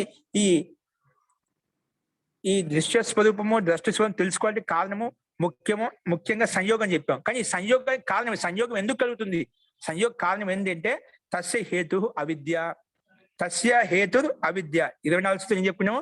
ఆ సంయోగానికి మూల కారణం, సంయోగం ఎందుకు కలుగుతుందంటే అది అవిద్య కారణంగా ఈ సంయోగం ఏర్పడుతుంది. జీవాత్మకు ఈ ప్రకృతితో సంబంధం ఏర్పడుతుంది, కానీ దానికి మూల కారణం అవిద్య అని చెప్పుకున్నాం. కాబట్టి ఈ అవిద్యను తొలగించుకోవాలి, అదే విషయం చెప్పాడు 25వ సూత్రంలో. అవిద్య సంయోగం కారణం అవిద్య అని చెప్పాం. అవిద్య తొలగిపోయినప్పుడే మనకు మోక్షం కలుగుతుంది, అదే విషయం చెప్పాడు. తద్ అభావాత్ అంటే అవిద్య అభావం కావడం వలన సంయోగో అభావ. నువ్వు అవిద్య తొలగించుకున్నావు కొన్ని ఈ సంయోగ జీవాత్మ యొక్క శరీరం యొక్క సంబంధం ఏదైతే ఉందో సంయోగం అది తొలగిపోతుంది. తద్ అభావాత్ అంటే అవిద్య అభావాత్ సంయోగో అభావ. సంయోగ అభావం అవుతుంది. సంయోగం ఉండదు అంటే శరీరానికి జీవాత్మ సంయోగం ఉండదు. దాన్ని హానం అంటాం. దాన్ని హానం అంటే మోక్షం అంటాము. అదే తదృశేహి కైవల్యం. అదే దృశి జీవాత్మ యొక్క కైవల్య స్వరూపము అంటే కేవలి స్వరూపం. అంటే అక్కడ శరీరము లేదు, ఈ బ్రహ్మాండము లేదు, ఈ సృష్టి ప్రకృతితో సంబంధం లేదు. కేవలం తన స్వరూపంలో, కేవలి స్వరూపంలో, కేవల భావంలో తన ఆత్మ స్వరూపంలో లీనమై ఉంటుంది. దాన్ని మోక్షం అంటాము. దాన్ని హానం. తదృశేహి కైవల్య స్వరూపం. అదే దృశ్య జీవాత్మ యొక్క కైవల్య స్వరూపం, కేవలి స్వరూపం అని చెప్పుకున్నాము. కాబట్టి మరి ఈ మోక్షానికి పొందాల్సిన ఉపాయం ఏంటి? దానికి మోక్షానికి ఉపాయం ఏంటంటే వివేక ఖ్యాతి అవిప్లవ హానోపాయ. వివేక్ ఖ్యాతి అంటే విశిష్టమైన ఖ్యాతి, విశిష్టమైన జ్ఞానం. దీనికి ఈ మోక్ష హానోపాయ అంటే మోక్షానికి ఉపాయము. అంటే ఈ వివేక ఖ్యాతి ద్వారానే, అంటే ఎటువంటి వివేక ఖ్యాతి, ఎటువంటి జ్ఞానము, ఎటువంటి ప్రకృష్టమైన జ్ఞానం? అవిప్లవ వివేక ఖ్యాతి అంటే విప్లవాత్మకం ఉండే, ఎప్పుడు ఖండితం కాకూడదు. ఎటువంటి 3 కాళ్ళలో కూడా ఎల్లప్పుడూ శరీరం సేపు మన జ్ఞానం స్థిరంగా ఉండాలి. అటు ఖండితం కానటువంటి వివేక ఖ్యాతి, విశిష్టమైన ఖ్యాతి, జ్ఞానం, ప్రకాశం ఏదైతే ఉందో అదే మోక్షానికి ఉపాయము అని చెప్పి ఇక్కడ చెప్పుకున్నాము. కాబట్టి మోక్షానికి ఉపాయం ఏంటి? వివేక ఖ్యాతి ఉంటేనే మనకు ఈ మోక్షం కలుగుతుంది. మరి ఇటువంటి వివేక ఖ్యాతి కలిగినప్పుడు అతనికి ఎటువంటి బుద్ధి ఏర్పడుతుంది? దానికి విషయం చెప్పాడు. ఈ మోక్షానికి ఉపాయం అంటే వివేక ఖ్యాతి మనకు కలిగినప్పుడు, అంటే అసంప్రదాయ సమాధి, సంప్రదాయ సమాధి కలిగినప్పుడు, అంటే అక్కడ మనకు వివేక ఖ్యాతి వస్తుందన్నమాట. ఈ వివేక ఖ్యాతి, విశిష్టమైన ఖ్యాతి అంటే ప్రజ్ఞానం ఏర్పడినప్పుడు ఆ వివేకం కలిగిన వ్యక్తి యొక్క, సాధకుడి యొక్క బుద్ధి ఎలా ఏర్పడుతుంది అంటే తస్య సప్తదా ప్రాంత భూమి ప్రజ్ఞ. అతనికి ఆ వివేకం కలిగినటువంటి వ్యక్తి, విశిష్ట జ్ఞానం కలిగినటువంటి వ్యక్తి ఎవరైతే ఉన్నారో తస్య సప్తదా ప్రాంత భూమి ప్రజ్ఞ, అతనికి 7 రకాలైనటువంటి ప్రకృష్టమైన జ్ఞానం ఏర్పడుతుంది. అంటే నిశ్చయాత్మకమైనటువంటి నిర్ణయాత్మకమైనటువంటి బుద్ధి ఏర్పడుతుంది. అంటే చేయవలసిన కర్మాలను మాత్రం చేస్తాడు, వదిలేసిన కర్మాలు పూర్తిగా నిశ్చయంగా తెలుసుకొని యథార్థంగా తెలుసుకొని వదిలేస్తాడు. ఇప్పుడు మనకు చాలా విషయాలు వదులుకోవాల్సిన విషయాలు తెలుసు, చేయకూడని విషయాలకు తెలుసు, చేయాల్సిన విషయాలకు తెలుసు. కానీ ఏవైతే వదులుకోవాలో అవి వదులుకోలేకుండా ఉన్నాం, ఏవైతే చేయాలో అవి చేయకుండా ఉండడం. కానీ ఈ వివేఖ్యాతి కలిగిన వ్యక్తి ఏవైతే వదిలేయాలో ఖచ్చితంగా వదిలేస్తాడు, ఏవైతే చేయాలో అవే చేస్తాడు. ఇంకా దానిలో రెండో వికల్పం పెట్టుకోవడం వల్ల తిరిగి ఒకసారి ముందు అడుగు పెట్టినా ఎన్నికి తిరిగి చూడడు. అటువంటి స్థిర బుద్ధి కలిగి ఉంటాడు. అటువంటి విశిష్టమైనటువంటి సప్తదా ప్రాంత భూమి తస్య ప్రజ్ఞాభవతి, అంటే అతనికి 7 రకాలైనటువంటి స్థిరమైనటువంటి నిశ్చయమైనటువంటి జ్ఞానం ఉత్పన్నమవుతుంది. ఆ నిశ్చయాత్మక జ్ఞానం ద్వారా వ్యక్తి ముందుకు వెళ్ళిపోతాడు, ఆ యోగాభ్యాసం ముందుకు వెళ్ళిపోతారు. కాబట్టి ఈ మోక్షానికి ఉపాయం వివేక ఖ్యాతి.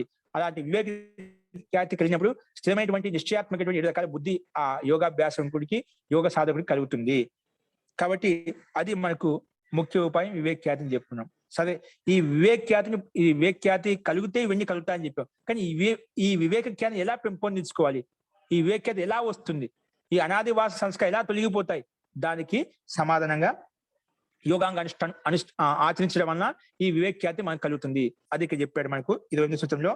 యోగాంగ అనుష్ఠానాత్ అశుద్ధి క్షయే జ్ఞాన దీప్తి వివేక ఖ్యాతే ఆ వివేక ఖ్యాతి. కాబట్టి ఈ వివేక ఖ్యాతి కావాలంటే అంటే ముక్తి వరకు ముక్తికి ఉపాయం వివేక ఖ్యాతి చెప్పాం కదా. ఆ ముక్తి కలిగేటువంటి వివేక ఖ్యాతి విశిష్టమైన జ్ఞానం కలగాలంటే ఏం చేయాలంట?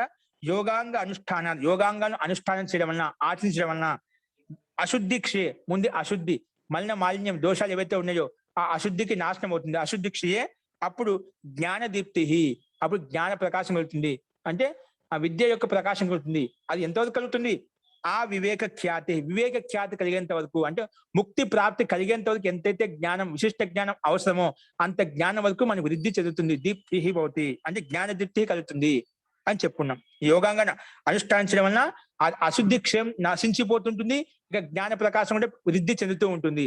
అలా కావడం వలన ఆ వృద్ధి ఎంతవరకు చెందుతుందంటే ఆ వివేక ఖ్యాతి పర్యంతం, అంటే ముక్తికి ఉపాయం ఏదైతే చెప్పిన వివేక ఖ్యాతి, ఆ ముక్తి కలగడానికి ఎంతైతే జ్ఞానం అవసరం, విశిష్ట జ్ఞానం అంతవరకు ఆ వివేక ఖ్యాతి యొక్క ప్రకాశము వృద్ధి చెందుతూ ఉంటుంది అని చెప్పుకున్నాము.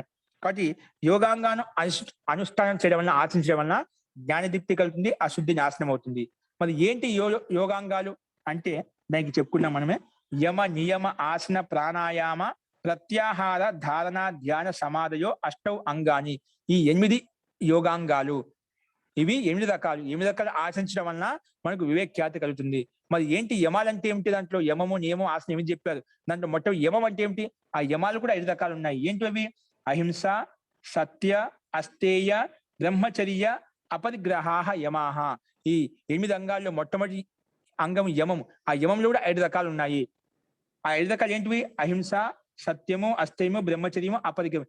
ఈ 5ను పాటించడం వల్ల మనకు ఈ వివేక ఖ్యాతి కలుగుతుంది. అంటే ముందుగా అహింసను స్థితి మనకు కలగాలి అంటే యమాన్ని పాటించి ఈ యమాల్లో ఉన్నటువంటి 5 అంగాలను కూడా మనం ఆచరించాలి. అంటే అహింస, సత్య, అస్తేయ, బ్రహ్మచర్య, అపరిగ్రహాలను మనం ఆచరించాలి. తర్వాత నియమాలు కూడా 5 రకాలు చెప్పాం. వీటన్నిటి ఆచరించాలి. ఇంకా నియమాలు కూడా 5 రకాలు. ఏంటో నియమాలు 5 రకాలు అంటే శౌచ, సంతోష, తపః, స్వాధ్యాయ, ఈశ్వర ప్రణిధానాన్ని నియమాహ. కానీ ఏ విధంగా యమాలు 5 రకాలు ఉన్నాయో నియమాలు కూడా 5 రకాలు. ఏంటి 5 రకాలు అంటే శౌచము, సంతోషము, తపము, స్వాధ్యాయము, ఈశ్వర ప్రణిధానము. ఇవి 5 కూడా మనం ఆచరించాలి. ఆచరించినప్పుడే మనకు ఇటువంటి వివేక ఖ్యాతి కలుగుతుంది అని చెప్పుకున్నాం. సరే, యమాలు 5 రకాలు, నియమాలు 5 రకాలు అని చెప్పుకున్నాం. మరి నియమ ఆసనాలు ఏంటివి? దానికంటే ముందు కూడా యమాలు 5 రకాలు, నియమాలు 5 రకాలు చెప్పిన తర్వాత ఈ నియమాలు ఆచరించేటప్పుడు కొన్ని బాధలు వస్తాయి, కొన్ని కష్టాలు వస్తాయి. అంటే మనము వివేక ఖ్యాతి కోసం ప్రయత్నం చేస్తున్నాం, కానీ మన అనాది వాసన సంస్కారం ప్రబలంగా ఉండడం వలన అవి మనం పీడిస్తున్నాయి. మధ్య మధ్యలో వాటికి ఆ వృత్తులు, ఆలోచనలు, కామక్రోధ, లోభ, మద, మాత్సర్యాలు మొత్తం కూడా మనం పీడిస్తున్నాయి. వాటిని ఎలా తొలగించుకోవాలి అంటే దానికి సమాధానంగా ఒక ఉపాయం చెప్తున్నమాట. నియమాలను ఆచరించేటప్పుడు మీకు ఏవైతే బాధ ఉపస్థితం అవుతుందో వాటిని ఎలా తొలగించుకోవాలి అంటే దానికి ఉపాయాంతరం చెప్తున్నాడు. వితర్క బాధనే ప్రతిపక్ష భావనం. నిన్ను ఏ వితర్కం అయితే, ఏ వృత్తి అయితే, ఏ విషయ వాసన అయితే నిన్ను పీడిస్తుందో, బాధ పెడుతుందో దానికి విపరీతంగా నువ్వు ఆలోచించు. ప్రతిపక్ష భావన విపరీతంగా ఆలోచించు. దీనివల్ల లాభ నష్టాన్ని ఆలోచించి మనం ప్రతిపక్ష భావనతో మనం విపరీత భావనతోటి మనం తొలగించుకోవాలి. కాబట్టి వితర్కాలు బాధించినప్పుడు, యమనియమాలు ఆచరించినప్పుడు ప్రతిపక్షతా పూర్వకంగా, విపరీత భావన పూర్వకంగా వాటిని తొలగించుకోవాలి. అంటే అవి ఎలా ఉంటాయి అంటే దానికి సమాధానంగా 34 సూత్రంలో ఆ వితర్క హింసాదయ, అవి వితర్క ఎలా ఉంటాయి? హింసామూలకంగా ఉంటాయి. ఏంటి ఆ విషయం? హింసామూలక ఏ రకంగా ఉంటాయి? ఏ రకంగా ఉత్పన్నమవుతాయంటే ఆ హింసాలు కృత కారిత అనుమోదిత వితర్క హింసాదయ 34 సూత్రంలో వితర్క హింసాదయ కృత కారిత అనుమోదిత లోభ క్రోధ మోహపూర్వక మృదు మద్యాది మాత్ర దుఃఖ అజ్ఞాన అనంత ఫల ఇది ప్రతిపక్ష భావనం. దుఃఖ అజ్ఞాన అనంత ఫల ఇది ప్రతిపక్ష భావనం. ప్రతిపక్ష భావన పూర్వకంగా మనం వాటిని తొలగించుకోవాలి అని చెప్పుకున్నాము.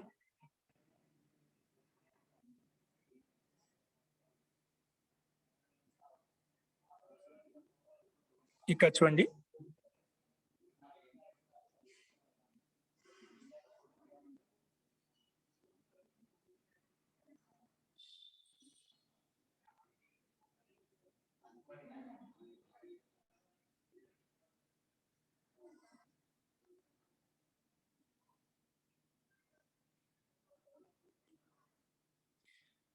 ఇక్కడ స్క్రీన్ మీద చూసుకోండి, మీకు అవి సూత్రాలు కనిపిస్తున్నాయి.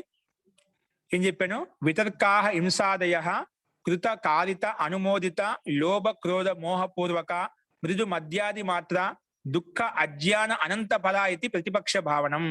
ప్రతిపక్ష భావన పూర్వకంగా మనం తొలగించుకోవాలి. పైన చెప్పాం కదా, వితర్క భావనే ప్రతిపక్ష భావనం. మనం యమనియమాలను ఆచరించేటప్పుడు అహింస, సత్య, అస్థేయ, బ్రహ్మచర్యము, శౌచము, సంతోషము, తపము, స్వాధ్యాయము, ఈశ్వర ప్రధానం ఆచరించే కొన్ని మనకు అనాదివాసన సంస్కారం ప్రబలంగా ఉన్నాయి కాబట్టి మనకు మధ్యలో ఆ వృత్తులు వస్తూ ఉంటాయి. వాటిని అవి ఏ రకంగా వస్తాయి, ఎందువల్ల వస్తాయంటే లోభ క్రోధ మోహపూర్వకంగా. ఇక్కడ లోభం ఉంటుంది, లేదా క్రోధం ఉంటుంది, లేదా మోహం ఉంటుంది. అందువల్ల అవి వస్తూ ఉంటాయి అన్నమాట. అవి ఎలా వస్తుంటాయి? అందుకే లోభ క్రోధ మోహపూర్వకంగానే కృత కారిత అనుమోదిత. అందుకే స్వయం చేస్తాము, లేదా చేయిస్తాము, లేదా చేసే వాళ్ళను ప్రేరేపిస్తాము, లేదా వాళ్ళకి సమర్థన చేస్తామట. అవి ఎలా ఉంటాయి? వితర్క హింసాదయ, అవి వృత్తులు ఎలా ఉంటాయంటే కృత కారిత అనుమోదితంగా ఉంటాయి. అంటే నువ్వు స్వయంగా చేస్తావు, లోభ కారణంగా లేదా క్రోధ కారణంగా మోహపూర్వకంగా చేయించడము, లేదా అదే విధంగా లోభ మోహ క్రోధ కారణంగానే మనకు చేయించడం జరుగుతుంది, లేదా లోభ క్రోధ మోహపూర్వకంగానే జరుగుతున్న చేసే వాళ్ళకు సమర్థన చేయడం జరుగుతుంది, అంటే ప్రోత్సహించడం జరుగుతుంది. ఇవన్నీ ఎలా ఉంటాయంటే ఇందులో కూడా మృదు మద్యం అది కూడా మనకు లోభము క్రోధము మోహం అత్యంత తీవ్రంగా ఉన్నాయనుకోండి, మన క్రియాకలాపాలకు కూడా అత్యంత తీవ్రంగా చేస్తాం. మనమే స్వయంగా అత్యంత తీవ్రంగా చేయడం కానీ, దానికి క్రియకి ప్రతిక్రియ వెంటనే చేయడం కానీ, లేదా కొంచెం మందస్థితిలో చేయడం కానీ, లేదా కొంచెం ఇంకా తీవ్ర స్థితిలో చేయడం కానీ ఉంటుంది. ఆ సామాన్య స్థితిలో మనం వాళ్ళకి ఏం చేయొచ్చు, అది ఉపకారం కావచ్చు, అపకారం కావచ్చు, లేదా ఇంకా కొంచెం తీవ్రతను పెంచి చేయొచ్చు, ఇంకా అత్యంత తీవ్రంగా చేయొచ్చు అనమాట. అట్లా మృదు మద్యాది మాత్ర పూర్వకంగా మనకు అది పుణ్యం, ఉపకారం కావచ్చు, అపకారం ఏదైనా చేయొచ్చు. మన కర్మని బట్టి, మన యొక్క సాత్విక స్థితిని బట్టి అది ఉంటుందంట. ఆ క్రియాకలాపాలు చేస్తాం. అవి ఏ విధంగా ఎటువంటి ఫలితాన్ని ఇస్తాయంట? దుఃఖ అజ్ఞాన అనంత ఫల. ఇక్కడ మనకు వితర్క హింసాదే చెప్తున్నది మన హింసామూలకంగానే ఉంటాయి, ఎక్కువగా అన్యాయ అధర్మపూర్వకంగా ఉంటాయి. కాబట్టి ఇవి అన్యాయ అధర్మపూర్వకంగా హింసా క్రియాకలాపాలు చేసినప్పుడు ఏమవుతాయంటే, మృదు మధ్య అధిమాత్రపూర్వకంగా చేసినప్పుడు ఏ విధంగా ఉంటాయంటే దుఃఖ అజ్ఞాన అనంత ఫల, అత్యంత దుఃఖాన్ని, అత్యంత అంధకాన్ని అవి ఉత్పన్నం చేస్తాయి. కాబట్టి దుఃఖ అనంత ఫలాయితి, అత్యంత దుఃఖాన్ని, అత్యంత అంధకాన్ని ఫలితాన్ని ఇస్తాయి. హింసామూలకంగా చేసిన క్రియాకలాపాలు అది వెంటనే ఫలితాన్ని ఇస్తాయి, లేదా మనకు పాపకర్మాశ ఎక్కువ ఉంటేనా వచ్చే జన్మలు కూడా ఇస్తాయి. కాబట్టి ఈ విధంగా ఉంటాయి. కాబట్టి మీరు ఎలా తొలగించుకోవాలంటే ప్రతిపక్ష భావన పూర్వకంగా వాటిని తొలగించుకోవాలి అని చెప్పుకున్నాము. కాబట్టి ఇవి ఎక్కువగా కృతకారిత అనుమోదిత పూర్వకంగానే ఉంటాయి, అంటే లోభ క్రోధ మోహపూర్వకంగా ఉంటాయి. అందుకే వృత్తి మనలో ఆలోచన వస్తుందంటే వాటిని ఎందుకు వస్తుంది, దాని పట్ల లోభం ఉందా, లేదా క్రోధం ఉందా, ఈర్ష్య ఉందా, ద్వేషం ఉందా, లేదా వాటి పట్ల ఆసక్తి ఉందా, ఎందుకు వస్తుంది, ఏదో కష్టం వచ్చిందంటే కారణం ఏంటి, ఎందుకు మాటికి నా మనసు అక్కడికే వెళ్తుంది, అట్లా దాని మూల తత్వం ఏదో తెలుసుకున్నామంటే, ఈ మాటికి విషయాన్ని ఆలోచిస్తున్నా అంటే దాంట్లో ఏదో కారణం ఉంది, దాంట్లో ఎక్కడో లోభం ఉంది, లేదా మోహం ఉంది, లేదా క్రోధం ఉంది, ఏదో ఉంది. అది అవిద్యాజనకమైంది అని చెప్పి దాన్ని ప్రతిపక్ష భావన పూర్వకంగా తొలగించుకోవాలి. సరే, ఈ రకంగా యమ నియమాలు ఆచరించడం వల్ల మాకు ఎటువంటి లాభాలు కలుగుతాయండి? యమ నియమాలు ఆచరించడం వల్ల ముందుగా యమాలను అహింస, సత్య, అస్తేయ, బ్రహ్మచర్య, పరిగ్రహ, అపరిగ్రహాలను పాటించడం వలన ఎటువంటి లాభం కలుగుతుందంటే, ముందుగా అహింస యొక్క ఫలితం చెప్పాడు. అహింసను పాటించడం వలన ఏం కలుగుతుంది? అహింసా ప్రతిష్టాయం తత్ సన్నిధౌ వైరత్యాగ. అహింసను ఆచరించడం వలన సమస్త ప్రాణుల పట్ల వైరాగ్యం కలుగుతుంది. అంటే వైర భావన, విరోధ భావన ఉండదు. సమస్త ప్రాణుల పట్ల, ఆ యోగికి ఇతర ప్రాణుల పట్ల వైరం ఉండదు, ఆ ఇతరులకు కూడా ఆ యోగి పట్ల వైర భావన తొలగిపోతుంది సాధ్యమైనంత వరకు. కానీ ఎవరైతే ఇలాంటి స్థితిలో ఇలాంటి అభ్యాసం చేస్తూ ఉన్నారో అటువంటి వారికి మాత్రమే. కాబట్టి ఈ సమస్త ప్రాణుల పట్ల ఈ యోగికి, ఎదుటి వాళ్ళ వ్యక్తికి ఆ అజ్ఞాన అంధకారంలో ఉండవట్టు వారికి వైరభావం తొలగకపోవచ్చు, కానీ ఈ యోగికి మాత్రం సమస్త ప్రాణుల పట్ల వైరభావం ఉండదు, విరోధ భావన అనేది ఉండదు, లేశం మాత్రం కూడా ఉండదు. ఇటువంటి ఉపలబ్ధి కలుగుతుంది. మరి సత్యాన్ని ఆచరించడం వల్ల ఎటువంటి ఉపలబ్ధి కలుగుతుంది అంటే, సత్య ప్రతిష్టాయాం క్రియా ఫలాశ్రయత్వం. సత్యాన్ని ఆచరించడం వలన, సత్యాన్ని అభ్యసించడం వలన అది పరిపక్వ స్థితికి వచ్చినప్పుడు, అంటే మనం ప్రతి నిత్యం ఒక సంకల్పం తీసుకోవాలి. ఏదో నేను సత్యం మాట్లాడుతున్నాను, ఎటువంటి స్థితిలో అయినా కూడా సత్యం చెప్తాను. అలా సత్యాన్ని సంకల్పం తీసుకొని ఆచరించడం వలన, పాటించడం వలన, అలాగే సత్యం చెప్తూ ఉండడం వలన తస్య అమోఘ వాక్ భవతి. అతని వాక్ని అమోఘం అయిపోతుంది. ఏం చెప్తే జరుగుతుంది, ఏ చెప్తే అది జరిగిపోతుంది. అంటే మంచి చెప్తే మంచి, చెడు చెప్తే అంటే చెడు కంటే ఆ విషయం ఈ పని చేయగలుగుతా చేయలేడా అంటే దానికి నిర్ణయాత్మకంగా, నిశ్చయాత్మకంగా ఆ వాక్ నుంచి అదే బయటకు వస్తుంది. నిశ్చయపూర్వకంగా ఏది చేయగలుగుతాడో, ఏదైతే సామర్థ్యం ఉందో అదే నిర్ణయించి చెప్పగలిగే శక్తి, సామర్థ్యం ఆ యోగ సాధకుల్లో ఉంటుంది. కాబట్టి తస్య అమోఘ వాక్ భవతి. ఏం చెప్తే అది జరిగిపోతుంది. అంత శక్తి, సామర్థ్యం అతనిలో కలుగుతాయి. సరే, మరి సత్యాన్ని ఆచరించడం వలన క్రియా ఫలాశ్రయత్వం. ఏ క్రియ ఇలా చేయాలంటే ఆ క్రియ జరిగిపోతుంది, ఏ ఫలితం కావాలంటే ఆ ఫలితం వచ్చేస్తుందని చెప్పాం. ఆ ఫలితం ఆశయాన్ని పొందేస్తుందని చెప్పుకున్నాం. మరి స్థేయాన్ని ఆచరించడం ఏమవుతుంది? అస్థేయాన్ని ఆచరించడం వల్ల ఏం కలుగుతుందంటే, ఎటువంటి ఉపలబ్ధి కలుగుతుంది అంటే, అస్థేయ ప్రతిష్టాయం అస్థేయ ప్రతిష్టాయం సర్వరత్నోపస్థానం. అంటే మనము ఇవన్నీ మనసా వాచ కర్మణ ఆచరించాలి. మన మనసా వాచ కర్మణ పదద్రవ్యాన్ని తీసుకోవాలనే భావన లేనప్పుడు, పదద్రవ్య అంటే ఇక్కడ వస్తువే కానీ వ్యక్తి, పదార్థం ఏదైనా కావచ్చు. వస్తువుల పట్ల కూడా మనకు ఆకర్షణ ఉంటుంది, వ్యక్తి పట్ల కూడా ఆకర్షణ ఉంటుంది. ఇవి కూడా మనం లేశం అన్యాయపూర్వకంగా, అధర్మపూర్వకంగా తీసుకునే భావన ఉండకూడదు. అంటే ఇప్పుడు ఏదైనా ఒక వస్తువును కానీ, ఒక వ్యక్తిని కానీ అనుభవించాలని చూస్తున్నామంటే అది దొంగతనంగా పూర్వకంగానే మనం ఆలోచిస్తూ ఉంటామండి. వస్తువు అంటే ఒక వస్తువుని తీసుకోవడం దొంగతనం కాదు. ఒక వ్యక్తిని కానీ, ఇంకేదైనా కానీ, పదార్థాన్ని కానీ మన ఆకర్షణ యుక్తంగా దాన్ని తీసుకోవడమే, తెలియకుండా తీసుకోవడమే అది దొంగతనం, అదే స్థేయము. కాబట్టి అట్లా మనసా వాచ కర్మణ లేకుండా మనం వాటి పట్ల ఆకర్షణ లేకుండా ఉండాలి. అప్పుడు సర్వరత్నోపస్థానం, అటువంటి అతనికి వజ్ర వైడూర్యాలు ఏంటి, అన్ని సర్వ సంపదలు, సిరి సంపదలు అన్ని అతనికి కలుగుతాయి. అంత ఐశ్వర్యం వచ్చేస్తుంది. కేవలం మనసులో, డబ్బు విషయమే కాదు, ప్రతి విషయంలో కూడా మనసా వాచ కర్మణ ధర్మపూర్వకంగా ఉండాలి. అధర్మపూర్వకంగా ఏది ఆలోచించినా, మనసుతో కూడా ఆలోచించినా అది కూడా పాపమే. మనసులో కూడా రాకూడదు. అప్పుడు అటువంటి వ్యక్తికి అన్ని ఐశ్వర్యాలు, సిరి సంపదలు మొత్తము, సర్వరత్నోపస్థానం మొత్తం అతని దగ్గరికి వచ్చేస్తాయి. ఆ యోగ సాధకుడు కావచ్చు, గృహస్థి కావచ్చు, ఏ ధర్మాత్మ కావచ్చు, ఎవరైనా కావచ్చు, ఎవరు ఆచరిస్తే వారికి అందరికీ ఇవన్నీ కలుగుతాయి. మనకు ఒక యోగాభ్యాసం చేసి యోగ సాధన కోసం మనం ఆచరించాల్సిన అవసరం లేదు. సంసారంలో ఉన్న సాంసారిక వ్యక్తి కూడా, గృహస్థి వ్యక్తి కూడా, ఈ భూమి మీద ఉన్న ప్రతి ప్రాణి కూడా వీటిని ఆచరించవచ్చు. మానవత్వం కలిగిన ప్రతి ఒక్కరు కూడా ఇలా ఆలోచించడం వలన వాటికి అన్ని ధన సంపత్తి కూడా అతని దగ్గరికి వచ్చేస్తుంది. ఎవరు ఆచరిస్తే వారికి ఈ స్థేయాన్ని చెట్టిన మనసా వాచ కర్మణ ఉండాలి. ఏది కూడా అధర్మపూర్వకంగా, అన్యాయపూర్వకంగా, అది 10 మంది లోకంలో నిందించే విధంగా ఉండకూడదు. అది ధర్మబద్ధమైనప్పుడు అది నువ్వు దాన్ని ధైర్యంగా, సంతోషంగా అందరికి 10 మందిలో తెలిసే చేస్తామట. అది ఏదైనా అధర్మమో, అన్యాయమో, అది చేయడానికి పని ఉంటేనే మనం దాన్ని లోపల కనిపించకుండా చేస్తాం, తెలియకుండా చేస్తాం. అటువంటి పనులన్నీ కూడా ఇవి స్థేయం కిందనే వస్తాయి. కాబట్టి అటువంటి స్థేయాన్ని చేయకూడదు. అంటే అస్థేయాన్ని పాటించడం వలన సర్వరత్నోపస్థానం, అన్ని ఐశ్వర్యాలు, సిరి సంపదలు మనకు కలుగుతాయని చెప్పుకున్నాము. నెక్స్ట్, బ్రహ్మచర్యాన్ని పాటించడం వల్ల ఎటువంటి లాభం కలుగుతుందంటే, బ్రహ్మచర్య ప్రతిష్టాయం వీర్య లాభ. వీర్య లాభం బలం వస్తుంది, శక్తి, సామర్థ్యం పెరుగుతాయి. వీర్యాన్ని రక్షించడం వలన, బ్రహ్మచర్యాన్ని పాటించడం వలన మనకు బలము, శక్తి, సామర్థ్యం కలుగుతుంది. అంటే ఏం చేయాలనుకుంటే ఆ బ్రహ్మచారికి చెప్పామన్న.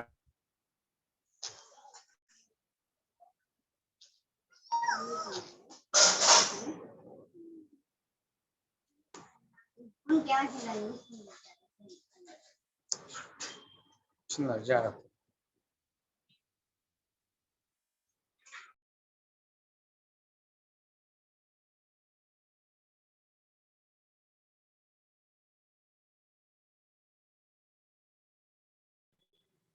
శారీరక బలము బుద్ధి యొక్క క్షమత కూడా సూక్ష్మం అవుతుంది, అది ప్రఖరంగా అయిపోతుంది, ప్రత్యుత్పన్న మతి తీవ్రం అయిపోతుంది అని చెప్పుకున్నాము.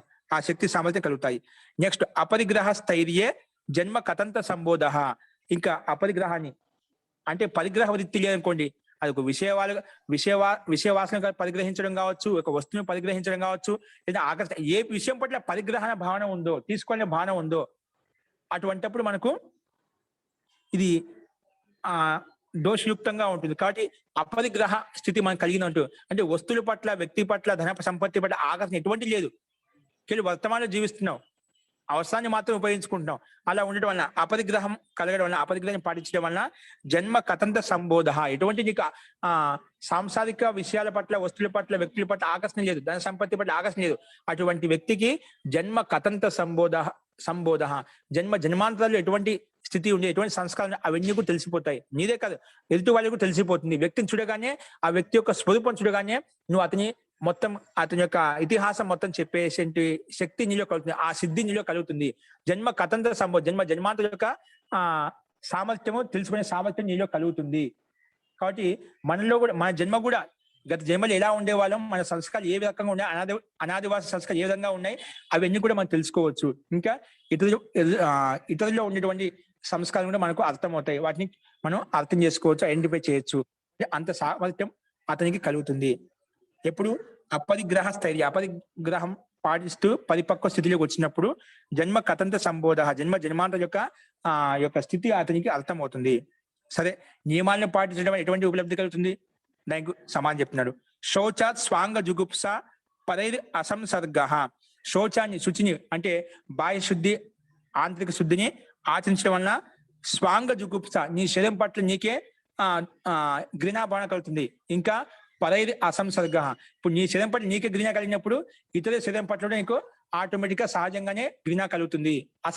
సంసర్గ భావన, సంయోగ భావన అనేది కలగదు, అటువంటి స్థితి కలుగుతుంది. ఎప్పుడు బాహ్య శుద్ధి, ఆంతరిక శుద్ధి. ఎందుకంటే ఈ శరీరం అనేది నవరంధ్రాలతో కూడుకుంది, ఎప్పుడు మాలిన్యంతో కూడుకుని ఉంది. ఎంత శుద్ధి చేసినా కూడా అది శుద్ధి కావడం లేదు. కాబట్టి శరీరం పట్ల ఘృణ భావన కలుగుతుంది. ఇంకా ఇతర శరీరం పట్ల కూడా సంయోగ భావన అనేది ఉండదు. ఈ ఉపలబ్ధి కలుగుతుంది.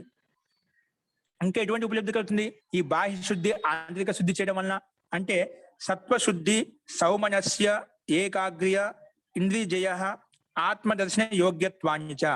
సత్వశుద్ధి, సౌమనస్య, ఐకాగ్ర్య, ఇంద్రియజయ, ఆత్మదర్శన యోగ్యత్వాన్నిచ.